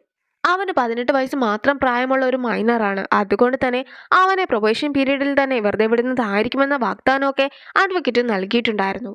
റിയലായിട്ട് വണ്ടിയൊക്കെ ഇടിപ്പിച്ചിട്ടുണ്ടായിരുന്ന ആള് കാറിൽ ഇരിക്കുന്നതൊക്കെ അവൻ വ്യക്തമായിട്ട് കാണുന്നൊന്നുമില്ല. അങ്ങനെ ഇരിക്കെ അവനും നേരെ പോലീസ് സ്റ്റേഷനിലേക്ക് എത്തിയതിനു ശേഷം ഞാൻ ഒരാളെ വണ്ടി ഇടിപ്പിച്ചിട്ടുണ്ടായിരുന്നു എന്നൊക്കെ പറഞ്ഞ് നിൽക്കുകയാണ്. ഈ പോലീസ് ക്യാരക്ടറായിട്ട് വരുന്ന ആള് പല ഡ്രാമാസിലും സിനിമാസിലും അഭിനയിച്ചിട്ടുള്ള ആളാണ്. സോ ഇയാൾ അഭിനയിച്ച ഏതെങ്കിലും ഒരു ഡ്രാമ നിങ്ങൾ കമന്റ് ചെയ്യുക. അവൻ വളരെയധികം കോൺഫിഡൻസിലൊക്കെ അവിടെ പോയി കീഴടങ്ങുന്നുണ്ടെങ്കിൽ പോലും അവന്റെ മനസ്സിൽ നിറയെ ആ ഒരു പണം മാത്രമായിരുന്നു. ആ പണം ഉണ്ടെങ്കിൽ തന്റെ സ്വപ്നമായിട്ടുള്ള MMA ഫൈറ്റർ ആക്കുവാനായിട്ട് തനിക്ക് സാധിക്കുമെന്ന വിശ്വാസവും അവനുണ്ടായിരുന്നു. അങ്ങനെ ഇരിക്കെ വിധിയൊക്കെ പറയുന്ന അന്ന് ഹോസ്പിറ്റലിൽ കിടന്ന പെൺകുട്ടി മരണപ്പെടുകയാണ്. പെൺകുട്ടി മരിച്ചതുകൊണ്ട് തന്നെ നരഹത്യയുടെ പേരിൽ കേസെടുക്കുന്ന കോടതിയും അവനെ 2 കൊല്ലത്തേക്കാണ് ശിക്ഷിക്കുന്നത്. അങ്ങനെ അവന്റെ എല്ലാ സ്വപ്നങ്ങളും ഇല്ലാതാക്കുകയും അവനെ ജയിലിലേക്കൊക്കെ മാറ്റുകയും ചെയ്യുന്നു. ഇനി ജയിലിൽ കിടക്കുന്ന സമയത്ത് പോലും റിയൽ ആയിട്ട് ആക്സിഡന്റ് ഒക്കെ ഉണ്ടാക്കിയ ആളെ കാണണമെന്ന് അവൻ വാശി പിടിക്കുകയാണ്. പ്രൊബേഷൻ പീരീഡിൽ തിരിച്ചിറങ്ങി പോകുവാൻ സാധിക്കുമെന്നൊക്കെ വിചാരിച്ചിട്ടായിരുന്നു അവൻ 200 മില്യണൊക്കെ മേടിച്ചിട്ടുണ്ടായിരുന്നത്. പക്ഷേ ഇപ്പോൾ 2 വർഷത്തെ ശിക്ഷയൊക്കെ വിധിച്ചിരിക്കുകയാണ്. അതുകൊണ്ട് തന്നെ തനിക്ക് 1 ബില്യൺ വേണമെന്ന് അവൻ വാശി പിടിക്കുന്നു.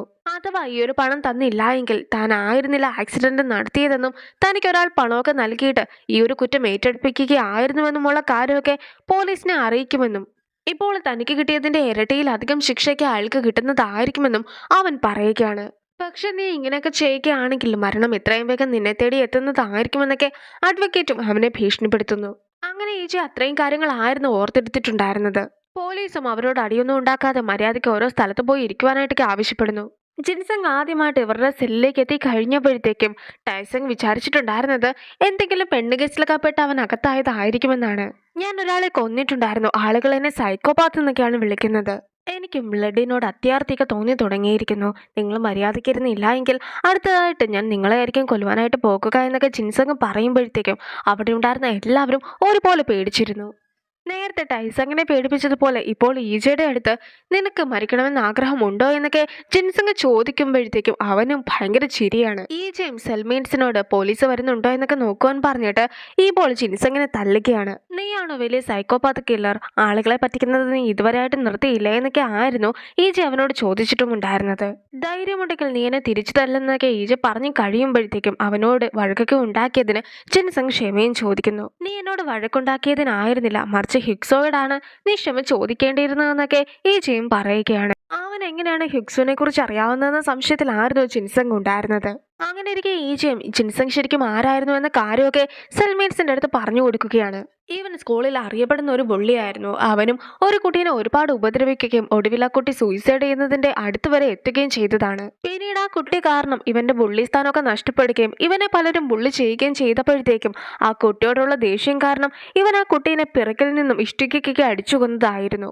ഇപ്പോൾ ആകട്ടെ അവൻ സൈക്കോപാത്ത് കില്ലർ എന്നൊക്കെ പറഞ്ഞു നടക്കുന്നു. ഇങ്ങനെ ഒരാളെ നമുക്ക് ഒരിക്കലും പേടിക്കേണ്ട കാര്യമില്ല എന്നൊക്കെ പറഞ്ഞിട്ടാണ് ഈജ നിൽക്കുന്നത്. നിങ്ങൾ ആരും അവനാൽ പറ്റിക്കപ്പെടരുതെന്നൊക്കെ പറഞ്ഞ് ഈജ പോയി ഇരിക്കുമ്പോഴത്തേക്കും കൂടെയുള്ള സെൽമേറ്റ്സ് എല്ലാവരും ചേർന്നിട്ട് ജിൻസങ്ങിനെ ഒരുപാട് ഉപദ്രവിക്കുന്നു. അവർ പിന്നീട് ഫുഡൊക്കെ കഴിക്കുമ്പോഴത്തേക്കും ജിൻസങ് മാത്രമായിട്ട് ഫുഡ് കഴിക്കാതൊക്കെ ഇരിക്കുന്നു. ഈജയും അവനോട് കഴിക്കുവാനായിട്ടൊക്കെ ആവശ്യപ്പെടുന്നുണ്ട്. പക്ഷെ അവൻ അപ്പോഴും ഫുഡൊന്നും കഴിക്കാതെ ഇരിക്കുമ്പോഴത്തേക്കും ഒരാളാകട്ടെ ഒരു മീനൊക്കെ അവന്റെ മുമ്പിലേക്ക് വലിച്ചെറിയുകയും മുള്ളു പോലും ബാക്കി വെക്കാതെ മുഴുവനായിട്ട് നീ ഇത് കഴിച്ചു തീർക്കണമെന്നൊക്കെ ആവശ്യപ്പെടുകയും ചെയ്യുകയാണ്. അവനും അവരെ പേടി ആയതുകൊണ്ട് തന്നെ ആ മീൻ മുഴുവനായിട്ടൊക്കെ കഴിക്കുന്നു. ഈജയും ഗ്രൗണ്ടിലേക്കൊക്കെ ഇറങ്ങി കഴിയുമ്പോഴത്തേക്കും അവരുടെ സെൽമേറ്റ്സ് അവനെ ഉപദ്രവിക്കുന്നതൊക്കെ ഈജ കാണുന്നുണ്ട്. അവൻ ചെയ്തു വെച്ച കാര്യങ്ങളുടെ ശിക്ഷയാണ് ഇപ്പോൾ അനുഭവിക്കുന്നതെന്നൊക്കെ പറഞ്ഞ് ഈജയും ചിരിച്ചുകൊണ്ട് നിൽക്കുന്നു. ഇനി ഈജ വർക്ക് ചെയ്തുകൊണ്ടിരിക്കുകയാണ്. ഒരാളാകട്ടെ അവിടെ ഉണ്ടായിരുന്ന ഒരു മിഷനൊക്കെ ലൂസാക്കി വെച്ച് കഴിയുമ്പോഴത്തേക്കും അതിൽ നിന്നും ബ്ലേഡൊക്കെ തെറിച്ചു വീഴുന്നു. ഈജ പെട്ടെന്നത് ശ്രദ്ധിക്കുന്നത് കൊണ്ട് തന്നെ അവനിട്ട് ബ്ലേഡ് കൊള്ളാതെ ഇരിക്കുന്നുണ്ട്. പക്ഷെ ആ ഒരു ബ്ലേഡ് തെറിച്ചു വന്ന് മറ്റൊരാളുടെ മേത്തേക്കൊക്കെ ആയിരുന്നു കൊള്ളുന്നത്. എന്തായാലും ഈജ കൃത്യസമയത്ത് ഇടപെട്ടത് കൊണ്ട് തന്നെ അവനെ സേഫ് ആയിട്ടൊക്കെ ഹോസ്പിറ്റലിലേക്ക് എത്തിക്കുന്നു. പക്ഷേ നീ ഇപ്പോൾ അവനെക്കുറിച്ചല്ല, മറിച്ച് നിന്നെക്കുറിച്ചാണ് ചിന്തിക്കേണ്ടതെന്നൊക്കെ പറഞ്ഞുകൊണ്ട് പല ആയുധങ്ങളുമായിട്ട് അവിടെ കുറെ പേര് നിൽക്കുന്നതൊക്കെ ഈജയുടെ ശ്രദ്ധയിലും പെടുകയാണ്. അങ്ങനെ ഇരിക്കെ ഈജയുടെ കൂടെ ഉണ്ടായിരുന്ന ജിയങ് പെട്ടെന്ന് തന്നെ അവിടെ നിന്ന് ഇറങ്ങി ഓടുന്നു. ആര് പറഞ്ഞിട്ടാണ് നിങ്ങളിപ്പോൾ എന്നെ ഉപദ്രവിക്കാനായിട്ട് പോകുന്നതെന്നൊക്കെ ഈജ ചോദിക്കുന്നുണ്ട്. നിന്റെ ക്ലയന്റിനെ നിനക്കല്ലേ അറിയാവുന്നതെന്നൊക്കെ അവർ ചോദിക്കുമ്പോഴത്തേക്കും നേരത്തെ ആ ഒരു അഡ്വക്കേറ്റിന്റെ മുഖമായിരുന്നു ഈജയുടെ മനസ്സിലേക്ക് ആദ്യം വരുന്നത്.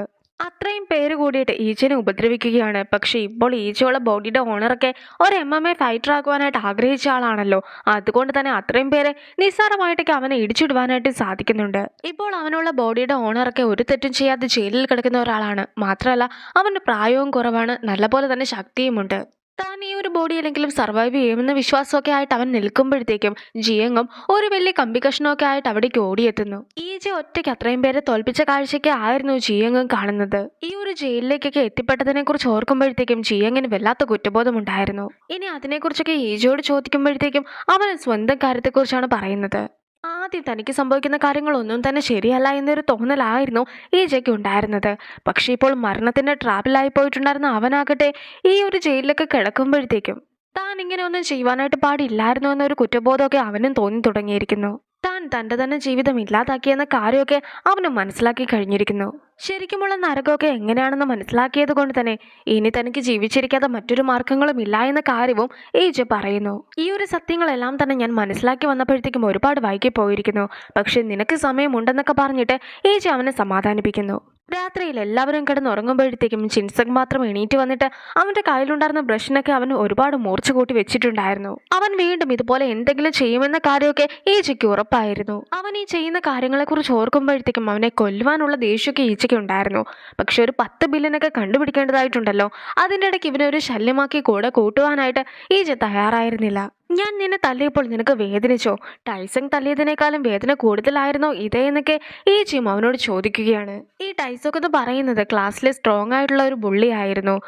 അവനെ എങ്ങനെയാണ് നിനക്ക് അറിയാവുന്നതെന്നൊക്കെ ജിൻസങ്ങും അവനോട് ചോദിക്കുന്നു. അതിന് മറുപടിയായിട്ട് അവൻ മറ്റൊരു കാര്യമായിരുന്നു പറയുന്നത്. എൻ്റെ അമ്മ ഒരു മന്ത്രവാദിനിയാണ്, അതുകൊണ്ട് തന്നെ മരിച്ച ആൾക്കാരെ എനിക്ക് കാണുവാനായിട്ട് സാധിക്കും. നിന്റെ പിറകിൽ തന്നെ ഹിംസ ഉണ്ട് എന്നൊക്കെ അവൻ പറയുമ്പോഴത്തേക്കും ജിൻസങ്ങും ആകെ പേടിക്കുന്നു.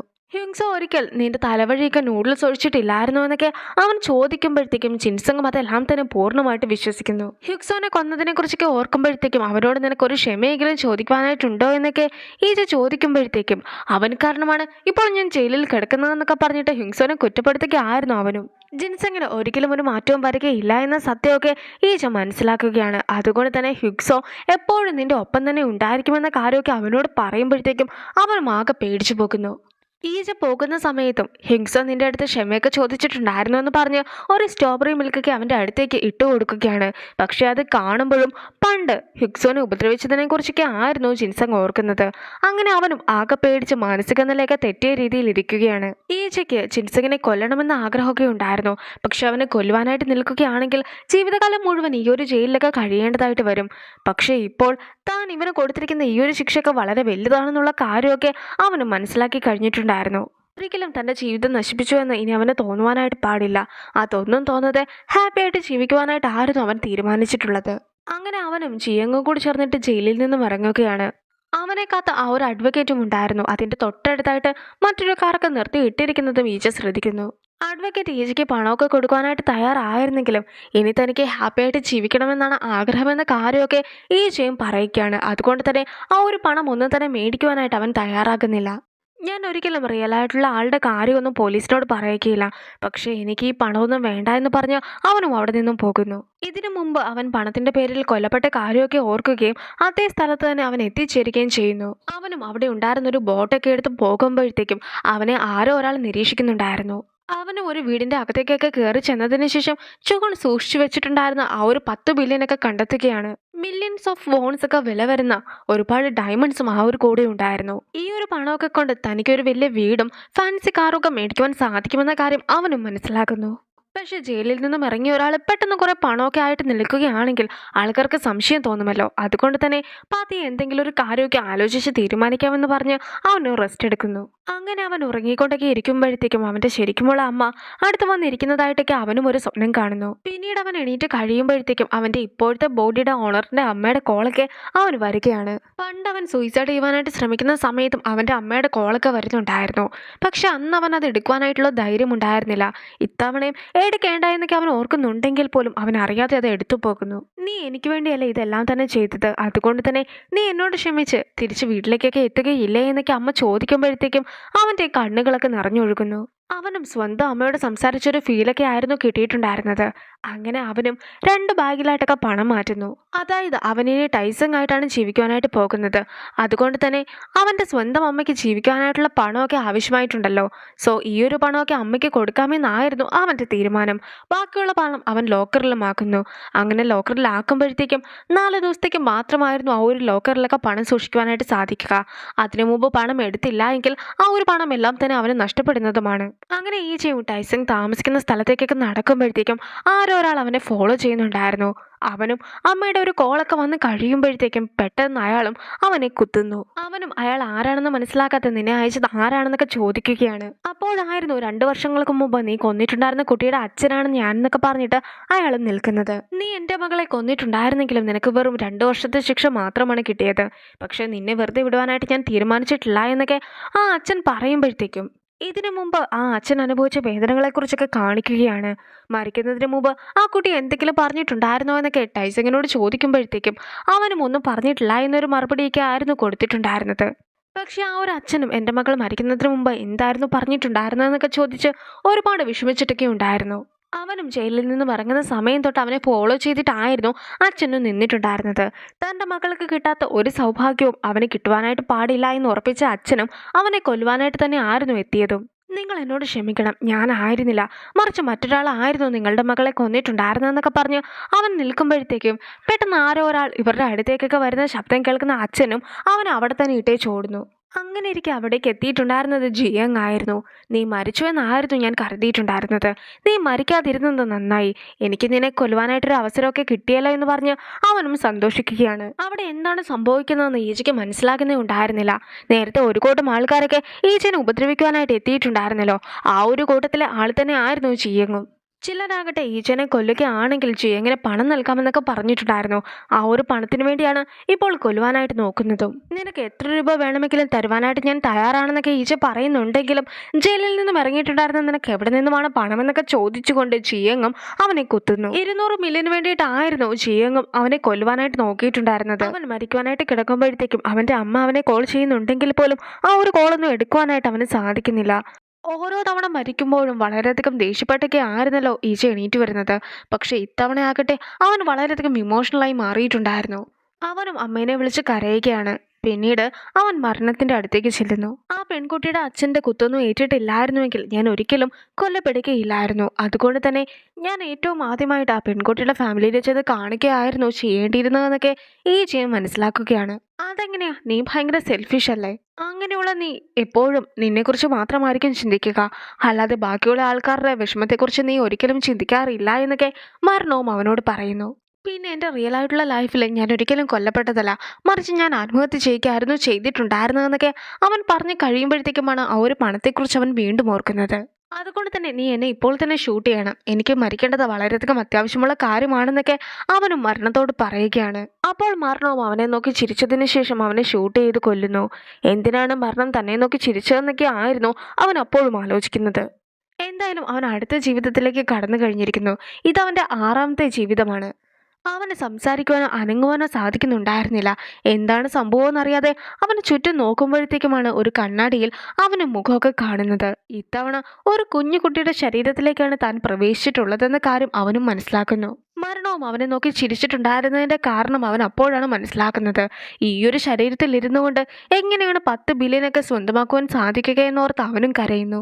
അങ്ങനെ അതിൻ്റെ 3ാമത്തെ എപ്പിസോഡ് അവസാനിച്ച് 4ാമത്തെ എപ്പിസോഡിലേക്ക് കടക്കുമ്പോഴത്തേക്കും ആക്സിഡന്റ് സംഭവിച്ച സ്ഥലത്തുണ്ടായിരുന്ന ഒരു കുഞ്ഞിൻ്റെ പാവയൊക്കെ കാണിക്കുകയാണ്. തൻ്റെ 10 ബില്യനൊക്കെ നഷ്ടമായതോർത്ത് അവൻ കരയുമ്പോഴത്തേക്കും ആ കുട്ടിയുടെ അമ്മയും അവിടേക്ക് ഓടി വന്ന് അവനെ എടുത്തുകൊണ്ട് പോകുന്നു. അങ്ങനെ കുട്ടിയുടെ അമ്മയും ആ കുട്ടീനെ ഒരു കാറിലേക്കൊക്കെ മാറ്റുകയാണ്. ഓരോ 5 മിനിറ്റ് കൂടുമ്പോഴും ചൈൽഡ് അബ്യൂസ് ഒക്കെ നടക്കുന്നുണ്ടെന്നുള്ള വാർത്തയും അവൻ റേഡിയോ വഴി കേൾക്കുകയാണ്. അപ്പോഴേക്കും ആയിരുന്നു ആ ഒരു അമ്മയും അവൻ്റെ അടുത്ത് പെട്ടെന്ന് ദേഷ്യപ്പെടുന്നത്. നിനക്ക് മിണ്ടാതെ കിടന്ന് ഉറങ്ങിക്കൂടെ? നീ കാരണം എനിക്ക് കോഫി പോലും കുടിക്കുവാനായിട്ട് സാധിച്ചില്ല എന്നൊക്കെ പറഞ്ഞിട്ട് ആ അമ്മയും വളരെയധികം ദേഷ്യപ്പെടുകയാണ്. ഇനി വീട്ടിലേക്ക് ചെല്ലുന്ന അമ്മയും ആ ഒരു കുഞ്ഞിനെ സോഫയിലേക്ക് വലിച്ചെറിയുന്നു. കുഞ്ഞിന് ഫുഡൊക്കെ കൊടുക്കുവാനായിട്ട് അച്ഛൻ്റെ അടുത്ത് പറയുന്നുമുണ്ട്.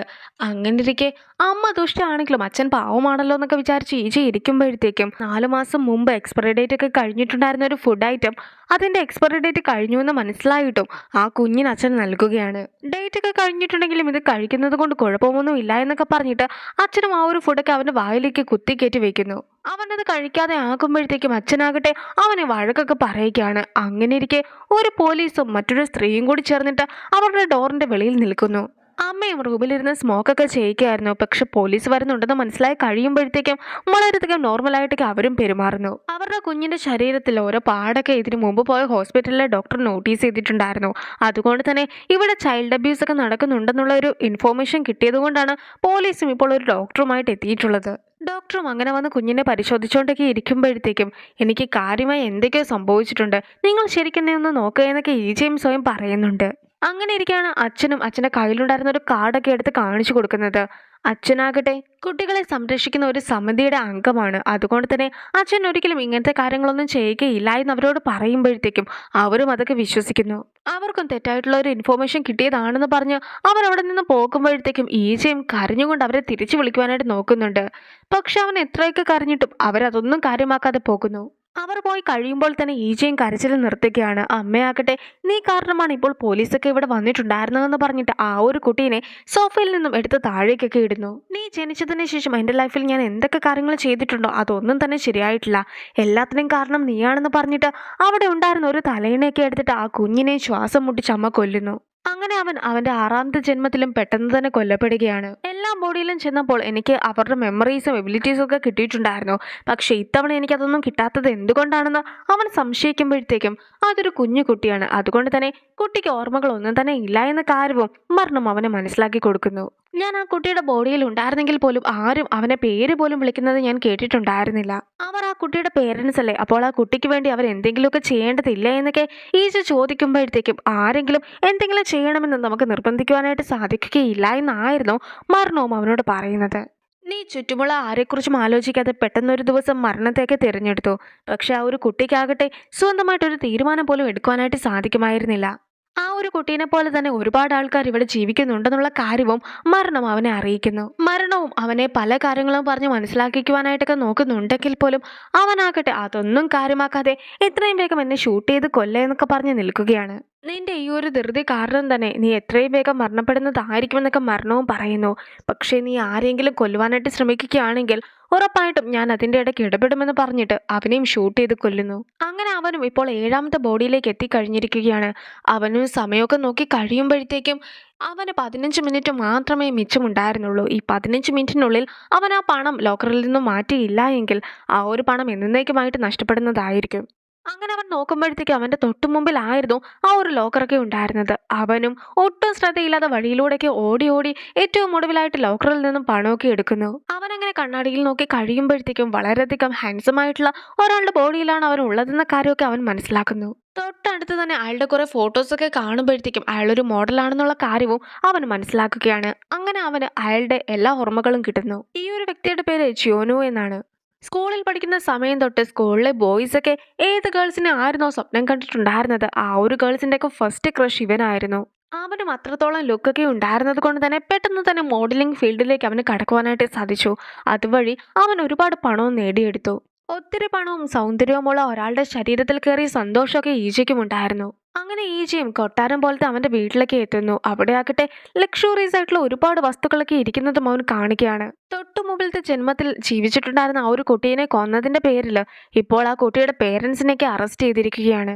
അവന് നേരിട്ട് സംഭവിച്ച കാര്യങ്ങളെക്കുറിച്ചൊക്കെ പോലീസിനോട് പറയണമെന്നുണ്ടായിരുന്നെങ്കിൽ പോലും അവൻ അങ്ങനെ പറഞ്ഞിട്ടുണ്ടെങ്കിൽ തന്നെ തെളിവുകളൊന്നും ഇല്ലാത്തത് കൊണ്ട് തന്നെ അവനും അതിന് മുതിരുന്നില്ല.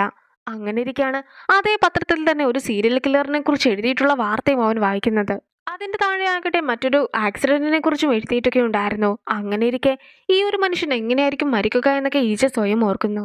വല്ലോ കാർ ആക്സിഡന്റ് സംഭവിക്കുകയായിരിക്കുമോ അതോ ഇവന് വല്ല അസുഖവും ഉണ്ടായിരിക്കുമോ എന്നൊക്കെ അവനും സ്വയം സംശയിക്കുകയാണ്. അങ്ങനെ ഇരിക്കെ ഒരു ഫ്രണ്ടൊക്കെ അവനെ കോൾ ചെയ്തിട്ട് ഇന്നത്തെ VIP പാർട്ടിക്ക് നീ വരുന്നില്ലേ എന്നൊക്കെ ചോദിക്കുമ്പോഴത്തേക്കും എന്തായാലും പാർട്ടിക്കൊക്കെ പോയി എൻജോയ് ചെയ്യാമെന്ന് അവനും തീരുമാനിക്കുന്നു. ഈജ ഒരുപാട് മദ്യപിക്കുന്ന കൂട്ടത്തിലായിരുന്നെങ്കിൽ പോലും ഇപ്പോൾ ഉള്ള ശരീരത്തിന്റെ ഓണർ അങ്ങനെ ആയിരുന്നില്ല. അതുകൊണ്ട് തന്നെ അവൻ കുറച്ച് കുടിച്ച് കഴിയുമ്പോൾ തന്നെ ഫിറ്റാകുന്നു.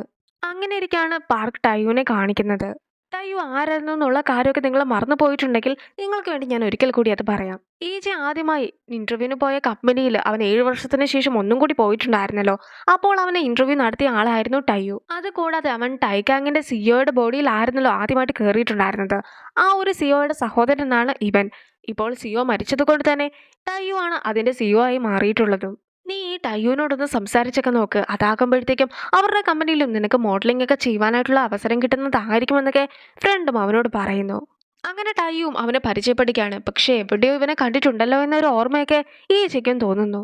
ഈജയും കൂടുതലായിട്ട് ഒന്നും തന്നെ ആലോചിക്കാതെ ആ ഒരു പാർട്ടിയൊക്കെ മുഴുവനായിട്ട് എൻജോയ് ചെയ്യുകയാണ്. അങ്ങനെ പിറ്റേ ദിവസം രാവിലെ ആകുമ്പോഴത്തേക്കും അവന്റെ ബ്രദറും അവനെ കാണുവാനായിട്ട് എത്തുന്നു. അവനും ഒരു കഫേയുടെ ആളെയൊക്കെ ഹെൽപ്പ് ചെയ്യാമെന്ന് പറഞ്ഞിട്ടുണ്ടായിരുന്നു. അതുകൊണ്ട് തന്നെ ബ്രദറും അവനെ കഫേയിലേക്കൊക്കെ പറഞ്ഞയക്കുന്നു. അങ്ങനെ അവർ രണ്ടുപേരും കൂടി അവിടെ നിന്ന് വർക്കൊക്കെ ചെയ്തുകൊണ്ടിരിക്കുമ്പോഴത്തേക്കും ആയിരുന്നു അവനും ഒരാളെ കാണുന്നത്. അത് നമ്മുടെ ഈജയുടെ ലവർ ആയിട്ടുണ്ടായിരുന്ന ജിസു ആണ്.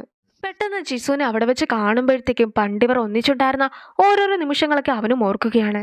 ഒരു ദിവസം ജിസു ഒരു പാലത്തിന്റെ മുകളിലൂടെ കുറെ പേപ്പേഴ്സൊക്കെ ആയിട്ട് നടന്നു പോകുമ്പോഴത്തേക്കും ഒരു കാറ്റ് വീശി ആ ഒരു പേപ്പേഴ്സ് എല്ലാം തന്നെ താഴേക്ക് വീഴുന്നു. പാലത്തിന്റെ താഴെ നിന്നിട്ടുണ്ടായിരുന്ന ഈജയും അതെടുത്ത് വായിച്ചു നോക്കുന്നു.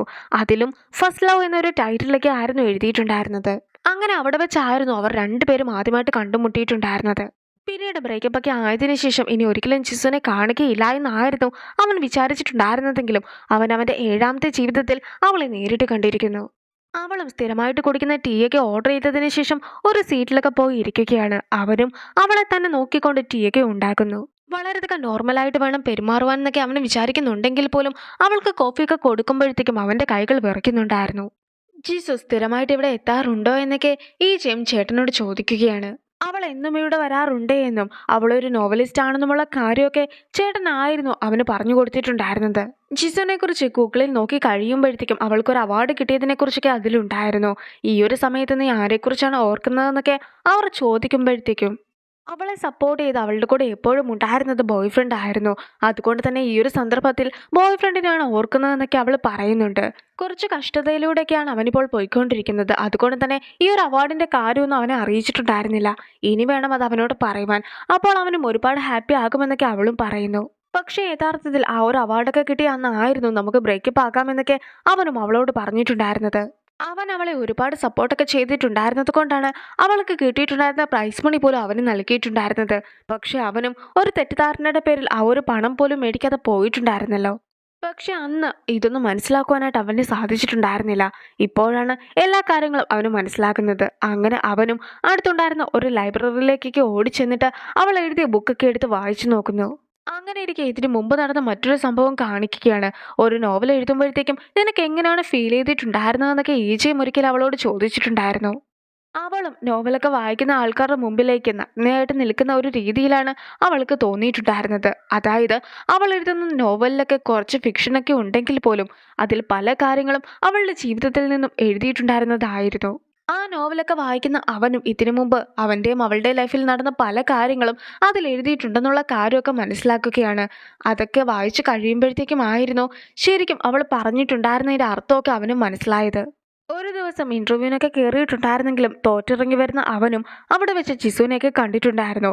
ജിസുവിൻ്റെ കൂടെ വർക്ക് ചെയ്യുന്ന ഒരാളാകട്ടെ അവളുടെ കൂടെ തിയേറ്ററിൽ പോയി സിനിമയൊക്കെ കാണുവാനായിട്ട് താല്പര്യമുണ്ടെന്ന് അവളുടെ അടുത്ത് പറയുന്നുണ്ടെങ്കിൽ പോലും അവൾക്കന്ന് മറ്റൊരിടത്ത് പോകേണ്ടതായിട്ടുണ്ടെന്നൊക്കെ പറയുകയാണ്. അങ്ങനെ അന്നത്തെ ദിവസം അവൻ്റെ കൂടെ ചിലവഴിക്കുവാനായിട്ടായിരുന്നു അവൾ തീരുമാനിച്ചിട്ടുണ്ടായിരുന്നത്. അവർ രണ്ടുപേരും കൂടി ഒന്നിച്ച് നടന്നു വരുമ്പോഴത്തേക്കും നിന്റെ കൂടെ വർക്ക് ചെയ്യുന്ന പലരും നിന്നെ നോക്കുന്നുണ്ടെന്നൊക്കെ ഞാൻ കേട്ടിട്ടുണ്ടായിരുന്നല്ലോ. ഇപ്പോഴത്തെ അവളുടെ സാഹചര്യമൊക്കെ വെച്ച് നോക്കുകയാണെങ്കിൽ അവൾക്ക് അവനേക്കാളും നല്ല ഒരാളെ കിട്ടുന്നതായിരിക്കും. അതുകൊണ്ട് തന്നെ നീ എന്നെ ഉപേക്ഷിച്ച് പോയാലും എനിക്ക് പ്രശ്നമൊന്നും ഇല്ല എന്നൊക്കെ പറഞ്ഞ് അവൻ നിൽക്കുന്നുണ്ടെങ്കിലും നീ എന്നെ യഥാർത്ഥത്തിൽ സ്നേഹിക്കുന്നുണ്ടോ എന്നൊക്കെ അവളും അവൻ്റെ അടുത്ത് ചോദിക്കുകയാണ്. ഞാൻ നിന്നെ ഒരുപാട് സ്നേഹിക്കുന്നുണ്ട്. ഒരാണ് അവൻ സ്നേഹിക്കുന്ന പെണ്ണിന് വേണ്ടിയിട്ട് സ്വന്തം ജീവൻ തന്നെ കളയും. പക്ഷെ ഒരിക്കലും അവളെ ഉപേക്ഷിച്ച് പോകുകയില്ല എന്നൊക്കെ അവൻ പറയുന്നു. ജീവിതകാലം മുഴുവൻ ഞാൻ നിന്റെ ഒപ്പം ഉണ്ടാകുമെന്നൊക്കെ അവനും അവൾക്ക് വാക്ക് നൽകുന്നു. അവർ പരസ്പരം ഹഗ് ചെയ്തതിന് ശേഷം ഞാൻ നിന്നെ മാത്രമാണ് പ്രണയിക്കുന്നതെന്നൊക്കെ പറയുന്നുമുണ്ട്. സ്നേഹിച്ച പെണ്ണിന് വേണ്ടി ജീവൻ കളയുവാൻ പോലും തയ്യാറാണ് എന്നും സ്നേഹിച്ച പെണ്ണിനെ ഒരിക്കലും ഉപേക്ഷിക്കുകയില്ല എന്നും ജീവിതകാലം മുഴുവൻ കൂടെ ഉണ്ടാകുമെന്നുമൊക്കെ അവൻ എനിക്ക് വാക്ക് നൽകിയിട്ടുണ്ടായിരുന്നു എന്നൊക്കെ ഇപ്പോൾ അവളും അവളുടെ നോവലിൽ എഴുതിയിട്ടുണ്ടായിരുന്നു. അതൊക്കെ വായിക്കുന്ന അവനും കരയുകയാണ്. പിന്നീട് അവൻ അവിടെ നിന്ന് പോകുവാൻ തുടങ്ങുമ്പോഴത്തേക്കും മറ്റൊരു സംഭവം കൂടി അവൻ ഓർക്കുകയാണ്. ഇവരൊന്നിച്ച് ലൈബ്രറിയിലൊക്കെ ഉണ്ടായിരുന്ന സമയത്ത് അവളും ഒരു പേനയൊക്കെ ചൂണ്ടി കാണിച്ചതിന് ശേഷം താൻ ഒരു റൈറ്ററൊക്കെ ആയി കഴിയുമ്പോഴത്തേക്കും ഈ ഒരു പേന തനിക്ക് സൈൻ ചെയ്യുവാനായിട്ട് ആവശ്യമുണ്ടെന്നൊക്കെ അവൻ്റെ അടുത്ത് പറഞ്ഞിട്ടുണ്ടായിരുന്നു. നീ വലിയൊരു റൈറ്ററായി കഴിയുമ്പോഴത്തേക്കും നിനക്ക് ഈ പേന ഞാൻ സമ്മാനമായിട്ട് നൽകുന്നതായിരിക്കുമെന്നൊക്കെ അവനും പറഞ്ഞിട്ടുണ്ടായിരുന്നു. പിന്നീട് അവൻ തന്നെ ആയിരുന്നു അന്ന് രാത്രി അവൾക്ക് ആ ഒരു പേനയൊക്കെ മേടിച്ചു വെച്ചിട്ടുണ്ടായിരുന്നത്. പേനയിലാകട്ടെ റൈറ്റർ എന്ന് പറഞ്ഞിട്ട് അവളുടെ പേരും എഴുതി ചേർക്കുന്നുണ്ട്. ജിസു റൈറ്റർ ആക്കണമെന്ന അവളുടെ സ്വപ്നമൊക്കെ യാഥാർത്ഥ്യമാക്കുമെന്ന വിശ്വാസമൊക്കെ അവനുണ്ടായിരുന്നെങ്കിൽ പോലും അവൻ ഒരിക്കൽ പോലും ആ ഒരു പേന അവൾക്ക് കൊടുക്കുവാനായിട്ട് പറ്റിയിട്ടുണ്ടായിരുന്നില്ല. അങ്ങനെ ഇരിക്കെ ജിസുവിനെ കാണുവാനായിട്ട് ജിസുവിൻ്റെ ചേട്ടനും ചേട്ടൻ്റെ വൈഫും മകളും കൂടി എത്തുകയാണ്. ഇതിനു മുമ്പും അവൻ ജിസുവിനെയും ചേട്ടനെയും കൂടി ആയിരുന്നു ഒന്നിച്ച് കണ്ടിട്ടുണ്ടായിരുന്നത്. പക്ഷെ അവനാകട്ടെ അതൊരു ബ്ലൈൻഡ് ഡേറ്റ് ആണെന്നൊക്കെ തെറ്റിദ്ധരിച്ചിട്ടുണ്ടായിരുന്നു. യഥാർത്ഥത്തിൽ അവൾ അവാർഡൊക്കെ മേടിച്ചിട്ട് വന്നതായിരുന്നു അന്ന്. തൻ്റെ ഈഗോ കാരണമാണ് ഇതെല്ലാം തന്നെ സംഭവിച്ചിട്ടുണ്ടായിരുന്നതെന്ന കാര്യമൊക്കെ അവനും മനസ്സിലാകുന്നു. പിറ്റേ ദിവസം ജിസു കടയിലെത്തി കഴിയുമ്പോഴത്തേക്കും അവൾക്ക് ടീ കൊടുക്കുന്ന കൂടെ ഒരു കേക്കും കൂടി അവൻ നൽകുകയാണ്. അവളുടെ നോവലൊക്കെ അവൻ വായിച്ചിട്ടുണ്ടായിരുന്നുവെന്നും അവളുടെ ഒരു ഫാനാണ് അവനെന്നുമുള്ള കാര്യമൊക്കെ അവനും പറയുന്നു. മാത്രമല്ല അവൻ്റെ കയ്യിൽ ഒരു നോവലൊക്കെ എഴുതുവാൻ പറ്റിയ കഥയുണ്ടെന്നൊക്കെ പറഞ്ഞിട്ട് അവളുമായിട്ട് കൂടുതലായിട്ട് സംസാരിക്കുകയാണ്. അവനും അവൻ്റെ സ്റ്റോറി തന്നെ ആയിരുന്നു അതിൽ പറയുന്നത്. അതായത് അവൻ ആത്മഹത്യ ചെയ്തതിനെക്കുറിച്ചും അതിനുശേഷം മരണത്തെ കണ്ടുമുട്ടി ഓരോരോ ജീവിതങ്ങളിലേക്ക് അവൻ പോയതിനെക്കുറിച്ചുമൊക്കെ ആയിരുന്നു അവൻ പറഞ്ഞു കൊടുക്കുന്നത്. അവളും അവനോട് പേരൊക്കെ ചോദിക്കുമ്പോഴത്തേക്കും ഈശ എന്ന പേര് പറയാതെ ഇപ്പോൾ അവനുള്ള ശരീരത്തിന്റെ ഓണറുടെ പേരൊക്കെ ആയിരുന്നു അവൻ പറയുന്നത്. അവനും അങ്ങനെ കഥയൊക്കെ പറയുമ്പോഴത്തേക്കും അവന്റെ സ്വന്തം എക്സ്പീരിയൻസിൽ നിന്ന് പറയുന്നത് പോലെയൊക്കെ ആയിരുന്നു അവൾക്ക് തോന്നിയിട്ടുണ്ടായിരുന്നത്. അങ്ങനെയിരിക്കെ മരണം കുറച്ച് ക്രൂരയാണെന്നൊക്കെ അവൾ പറയുമ്പോഴത്തേക്കും അവനും അത് ശരിയാണെന്നൊക്കെ പറഞ്ഞിട്ട് മരണത്തെ കുറ്റപ്പെടുത്തുകയായിരുന്നു. ശരിക്കും ഇത് നീ എഴുതിയ കഥയല്ലേ, അപ്പോൾ ഇതിലെ കഥാപാത്രവും നീ എഴുതിയതല്ലേ, എന്നിട്ട് നീ അവരുടെ അടുത്താണ് ദേഷ്യപ്പെടുന്നതെന്നൊക്കെ ചോദിച്ചുകൊണ്ട് ജിസുവും ചിരിക്കുകയാണ്. ജിസോന് ആ ഒരു കഥയൊക്കെ ഒരുപാട് ഇഷ്ടപ്പെട്ടിട്ടുണ്ടായിരുന്നു. അതുകൊണ്ട് തന്നെ പിന്നീട് കാണുമ്പോഴത്തേക്കും അതിന്റെ ബാക്കി കൂടി കേൾക്കാമെന്നൊക്കെ അവളും പറയുന്നു. ആ സ്റ്റോറിയിലെ മെയിൻ ക്യാരക്ടറിന്റെ പേരൊക്കെ ചോദിക്കുമ്പോഴത്തേക്കും അവന് സ്വന്തം പേര് പറയുവാൻ സാധിക്കുകയില്ലല്ലോ. അതുകൊണ്ട് തന്നെ ഇതുവരെയായിട്ട് പേരിട്ടില്ല എന്നൊരു മറുപടി ആയിരുന്നു അവനും കൊടുക്കുന്നത്. അവളുടെ നോവലിൽ ഒരു സൈനൊക്കെ ഇട്ട് തരാമോ എന്ന് അവന് ചോദിക്കുമ്പോഴത്തേക്കും അവളും കയ്യിലുണ്ടായിരുന്ന പേനയൊക്കെ എടുക്കുകയാണ്. ആ ഒരു പേന തനിക്ക് വളരെയധികം പ്രിയപ്പെട്ട ഒരാൾ തന്നതാണെന്ന് അവളും പറയുന്നു. ഈജ മരിച്ചതിന് ശേഷം ഈജയുടെ അമ്മ അവന്റെ സാധനങ്ങളൊക്കെ മാറ്റുന്ന സമയത്തായിരുന്നു ഈ ഒരു പേന അമ്മയുടെ കണ്ണിൽ പെട്ടിട്ടുണ്ടായിരുന്നത്. പിന്നെ അതിലാകട്ടെ ജിസുവിന്റെ പേരൊക്കെ എഴുതിയിട്ടുണ്ടായിരുന്നത് കൊണ്ട് തന്നെ അത് ജിസുവിന് വേണ്ടി മേടിച്ചതാണെന്ന് മനസ്സിലാക്കുന്ന അമ്മയും അവളെ തന്നെ ഏൽപ്പിച്ചിട്ടുമുണ്ടായിരുന്നു. അന്നത്തെ ആ ഒരു ദിവസത്തിന് ശേഷം ജിസു വരുവാനായിട്ട് അവൻ സ്ഥിരമായിട്ടൊക്കെ കടയുടെ വെളിയിൽ കാത്തു നിൽക്കുവാൻ തുടങ്ങി. അവൾക്ക് കൂടുതലായിട്ടൊക്കെ കഥകൾ പറഞ്ഞു കൊടുക്കുവാനും തുടങ്ങി.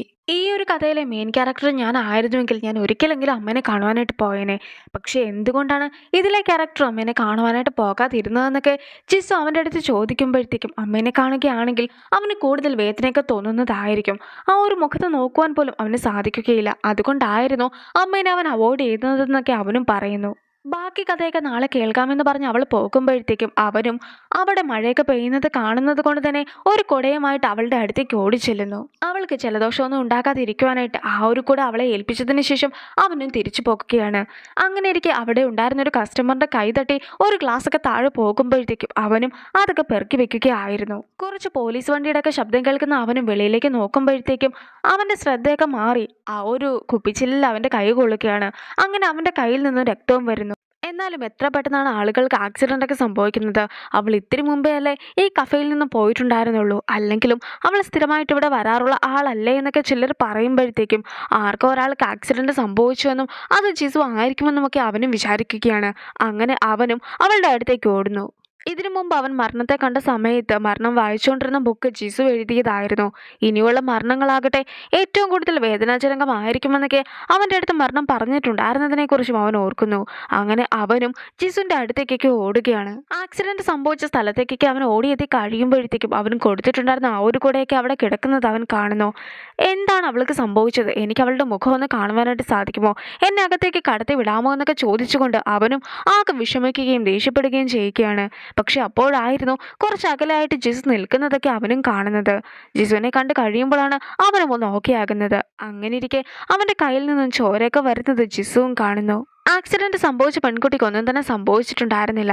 അങ്ങനെ ഇരിക്കെ ജിസു അവന്റെ കയ്യിൽ മരുന്നൊക്കെ വെച്ച് കൊടുക്കുമ്പോഴത്തേക്കും എനിക്ക് വേണ്ടപ്പെട്ട ഒരാളാണ് ആക്സിഡന്റ് പറ്റിയിട്ടുണ്ടായിരുന്നതെന്നൊക്കെയാണ് ഞാൻ വിചാരിച്ചതെന്നൊക്കെ അവൻ പറയുമ്പോഴത്തേക്കും അവൻ അതുപോലെയൊക്കെ റിയാക്ട് ചെയ്യണമെങ്കിൽ എത്രത്തോളം വേണ്ടപ്പെട്ട ഒരാളായിരിക്കും അതെന്നൊക്കെ എനിക്ക് മനസ്സിലാക്കുവാനായിട്ട് സാധിക്കുമെന്ന് അവൾ പറയുകയാണ്. വേണ്ടപ്പെട്ട ഒരാൾക്ക് എന്തെങ്കിലും സംഭവിച്ചാൽ ആ ഒരു വേദന എങ്ങനെ ഉണ്ടാകുമെന്ന കാര്യമൊക്കെ എനിക്ക് നന്നായി തന്നെ അറിയാമെന്ന് പറഞ്ഞിട്ട് ഇപ്പോൾ ഈ സാഹചര്യത്തിൽ നിന്നെ കണ്ടപ്പോൾ ഞാൻ എന്നെക്കുറിച്ച് തന്നെ ആയിരുന്നു ഓർത്തിട്ടുണ്ടായിരുന്നതെന്നൊക്കെ അവളും അറിയിക്കുന്നു.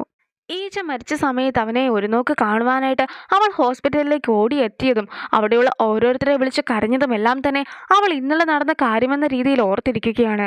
അവളും ഇത്രയും കാലമായിട്ടും അതിൽ നിന്നും മുക്തയായിട്ടില്ല. ഞാനും നിന്നോട് കഥയുടെ ബാക്കിയൊക്കെ പറയാമെന്ന് അവൻ പറയുമ്പോഴത്തേക്കും ഇനി ഒരിക്കലും നിന്റെ കടയിലേക്ക് ഞാൻ എത്തുകയില്ല. നിന്നോട് സംസാരിക്കുമ്പോൾ എല്ലാം തന്നെ ഞാൻ മറ്റൊരാളെക്കുറിച്ചാണ് ഓർക്കുന്നത്. അവനെ ഞാൻ കൂടുതലായിട്ട് മിസ് ചെയ്യുന്നു. അതുകൊണ്ട് തന്നെ നമ്മളിനി കണ്ടുമുട്ടുകയില്ല എന്നൊക്കെ അവളും പറയുന്നു. പിറ്റേ ദിവസം ജിസും ഈജനെ കാണുവാനായിട്ട് എത്തുകയാണ്. എല്ലാ ദിവസത്തെയും പോലെ ആ ഒരു ദിവസവും കടന്നുപോയെന്നൊക്കെ അവൾ പറയുന്നുണ്ടെങ്കിൽ പോലും അവൾ ഇപ്പോഴും അവനെ ഒരുപാട് മിസ് ചെയ്യുന്നുണ്ടായിരുന്നു. അവളും സ്വയം കൺട്രോൾ ചെയ്യുവാനായിട്ട് സാധിക്കുന്നുണ്ടായിരുന്നെങ്കിലും അവൾക്ക് അവളുടെ കണ്ണീരിനെ തടഞ്ഞു നിർത്തുവാനായിട്ട് സാധിക്കുന്നുണ്ടായിരുന്നില്ല. നീ ബ്രേക്കപ്പ് ആക്കാമെന്നൊക്കെ പറഞ്ഞു പോയാന്ന് ഞാൻ നിന്നെ തടയുകയായിരുന്നെങ്കിൽ, അല്ലെങ്കിൽ നിന്നോട് ഞാൻ ദേഷ്യപ്പെട്ട് സംസാരിക്കാതിരിക്കുകയായിരുന്നെങ്കിൽ ഒരിക്കലും നീ സൂയിസൈഡ് ചെയ്യുകയില്ലായിരുന്നു. എല്ലാത്തിനും കാരണം ഞാൻ മാത്രമാണെന്നൊക്കെ പറഞ്ഞ് അവളും അവൻ്റെ മുമ്പിൽ നിന്ന് കരയുന്നു. ഈജയും കുറച്ച് അകലെ നിന്നുകൊണ്ട് ഇതെല്ലാം തന്നെ കാണുന്നുണ്ടായിരുന്നു. അവൾ അവിടെ നിന്നും പോയെന്നൊക്കെ മനസ്സിലാക്കുമ്പോഴത്തേക്കും അവനും പതിയെ അവനെ അടക്കിയ സ്ഥലത്തേക്കൊക്കെ എത്തുകയാണ്. അങ്ങനെ ആ ഒരു ഫോട്ടോസൊക്കെ നോക്കി നിൽക്കുമ്പോഴത്തേക്കും അവിടെ അവൻ്റെ അമ്മ കൂടി എത്തിയിട്ടുണ്ടായിരുന്നു. അമ്മയും നീ ആരാണെന്നൊക്കെ അവനോട് ചോദിക്കുന്നുണ്ട്. പക്ഷെ അവനാകട്ടെ അവൻ്റെ അമ്മേനെ കാണുവാനായിട്ട് എത്തിയതാണെന്നൊക്കെ പറഞ്ഞിട്ട് പെട്ടെന്ന് അവിടെ നിന്ന് പോകുവാനായിട്ട് നോക്കുന്നു. അവൻ്റെ അമ്മയും അവിടെയൊക്കെ വൃത്തിയാക്കിക്കൊണ്ടിരിക്കുമ്പോഴത്തേക്കും ഫോട്ടോസൊക്കെ കാണുന്നത് കൊണ്ട് തന്നെ വിഷമം വന്നിട്ട് ആരും കാണാതിരിക്കുവാനായിട്ട് ബാത്റൂമിലൊക്കെ പോയി കരയുകയാണ്. അവൻ്റെ പേര് വിളിച്ച് അമ്മ കരയുന്നതൊക്കെ കാണുമ്പോഴത്തേക്കും അവൻ്റെയും ചങ്ക് തകർന്നു പോകുന്നു. അവൻ പെട്ടെന്ന് തന്നെ അവിടെ നിന്നും ഇറങ്ങിയിട്ട് വെളിയിൽ പോയിരുന്ന് കരയുന്നൊക്കെയുണ്ട്. നേരത്തെ അവന് കിട്ടിയിട്ടുണ്ടായിരുന്ന ആ ഒരു പണമൊന്നും അവൻ ചിലവാക്കിയിട്ടേ ഉണ്ടായിരുന്നില്ല. അതുകൊണ്ട് തന്നെ ആ ഒരു പണമൊക്കെ അമ്മയ്ക്ക് കൊടുക്കുവാനായിട്ട് അവൻ തീരുമാനിക്കുന്നു. ഈ ക്രിപ്റ്റോ കറൻസി വഴിയാണ് ഈ ഒരു പണമൊക്കെ ഉണ്ടാക്കിയതെന്നും അമ്മ ഇത് മുഴുവനായിട്ട് ചിലവാക്കിക്കോ എന്നുമൊക്കെ അതിലും എഴുതിയൊക്കെ വെച്ചിട്ടുണ്ടായിരുന്നു.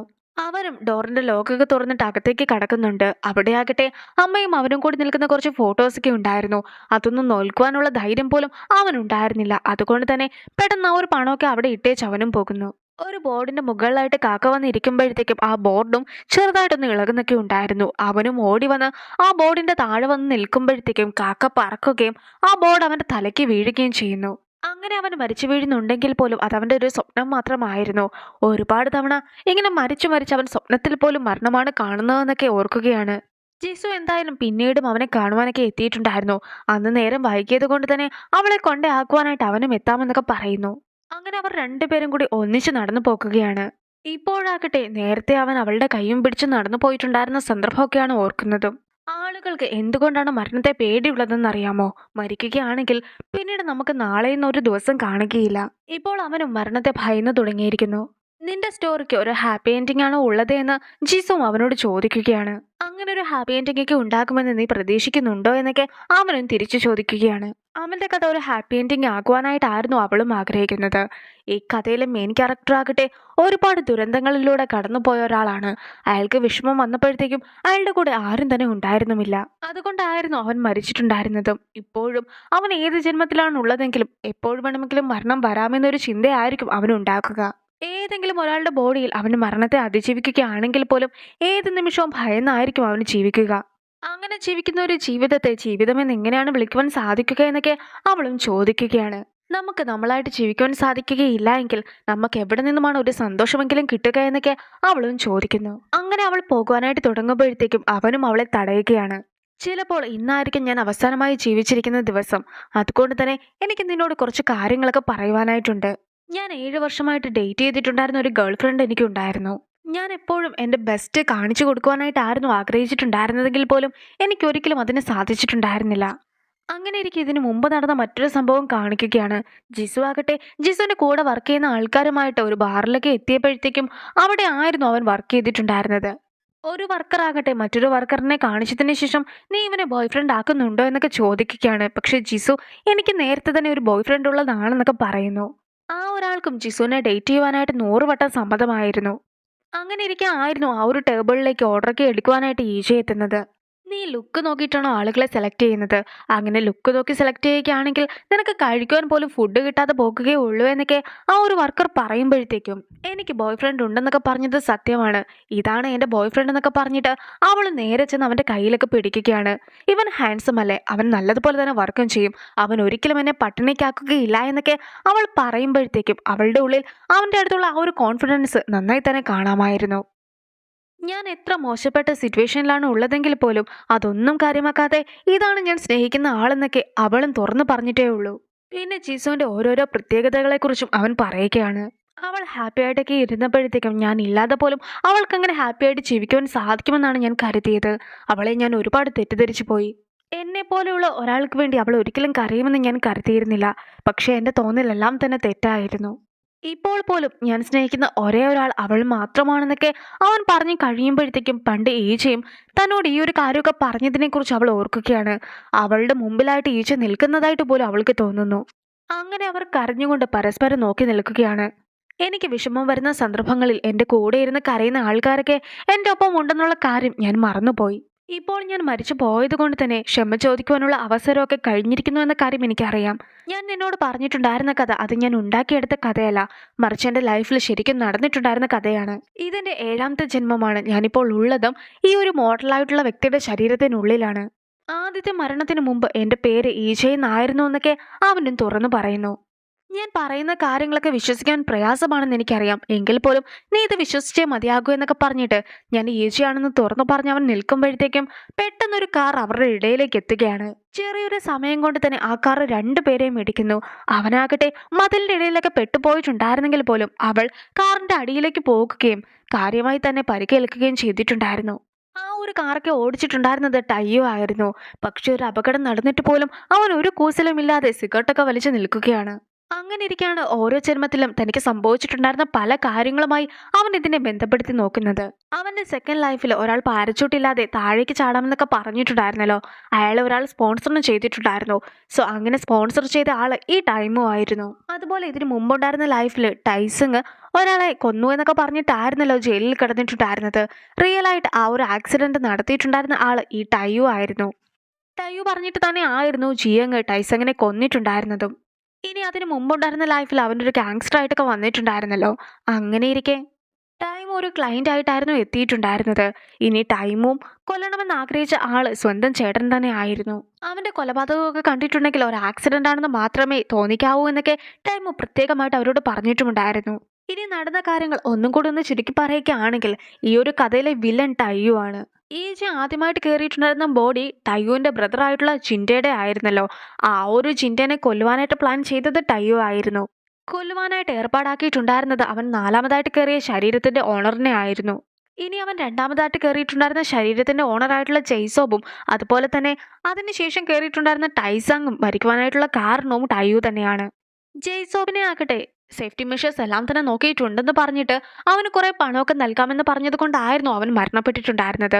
അതേസമയം ടൈസങ് ആകട്ടെ ഇനിയെങ്ങാനും അവൻ ചെയ്ത കൊലപാതകം വെളിയിലാകുമോ എന്നൊക്കെ സംശയമുള്ളത് കൊണ്ടായിരുന്നു ജിയങ്ങിനെ കൊണ്ട് ടൈസങ്ങിനെ കൊല്ലിച്ചിട്ടുണ്ടായിരുന്നത്.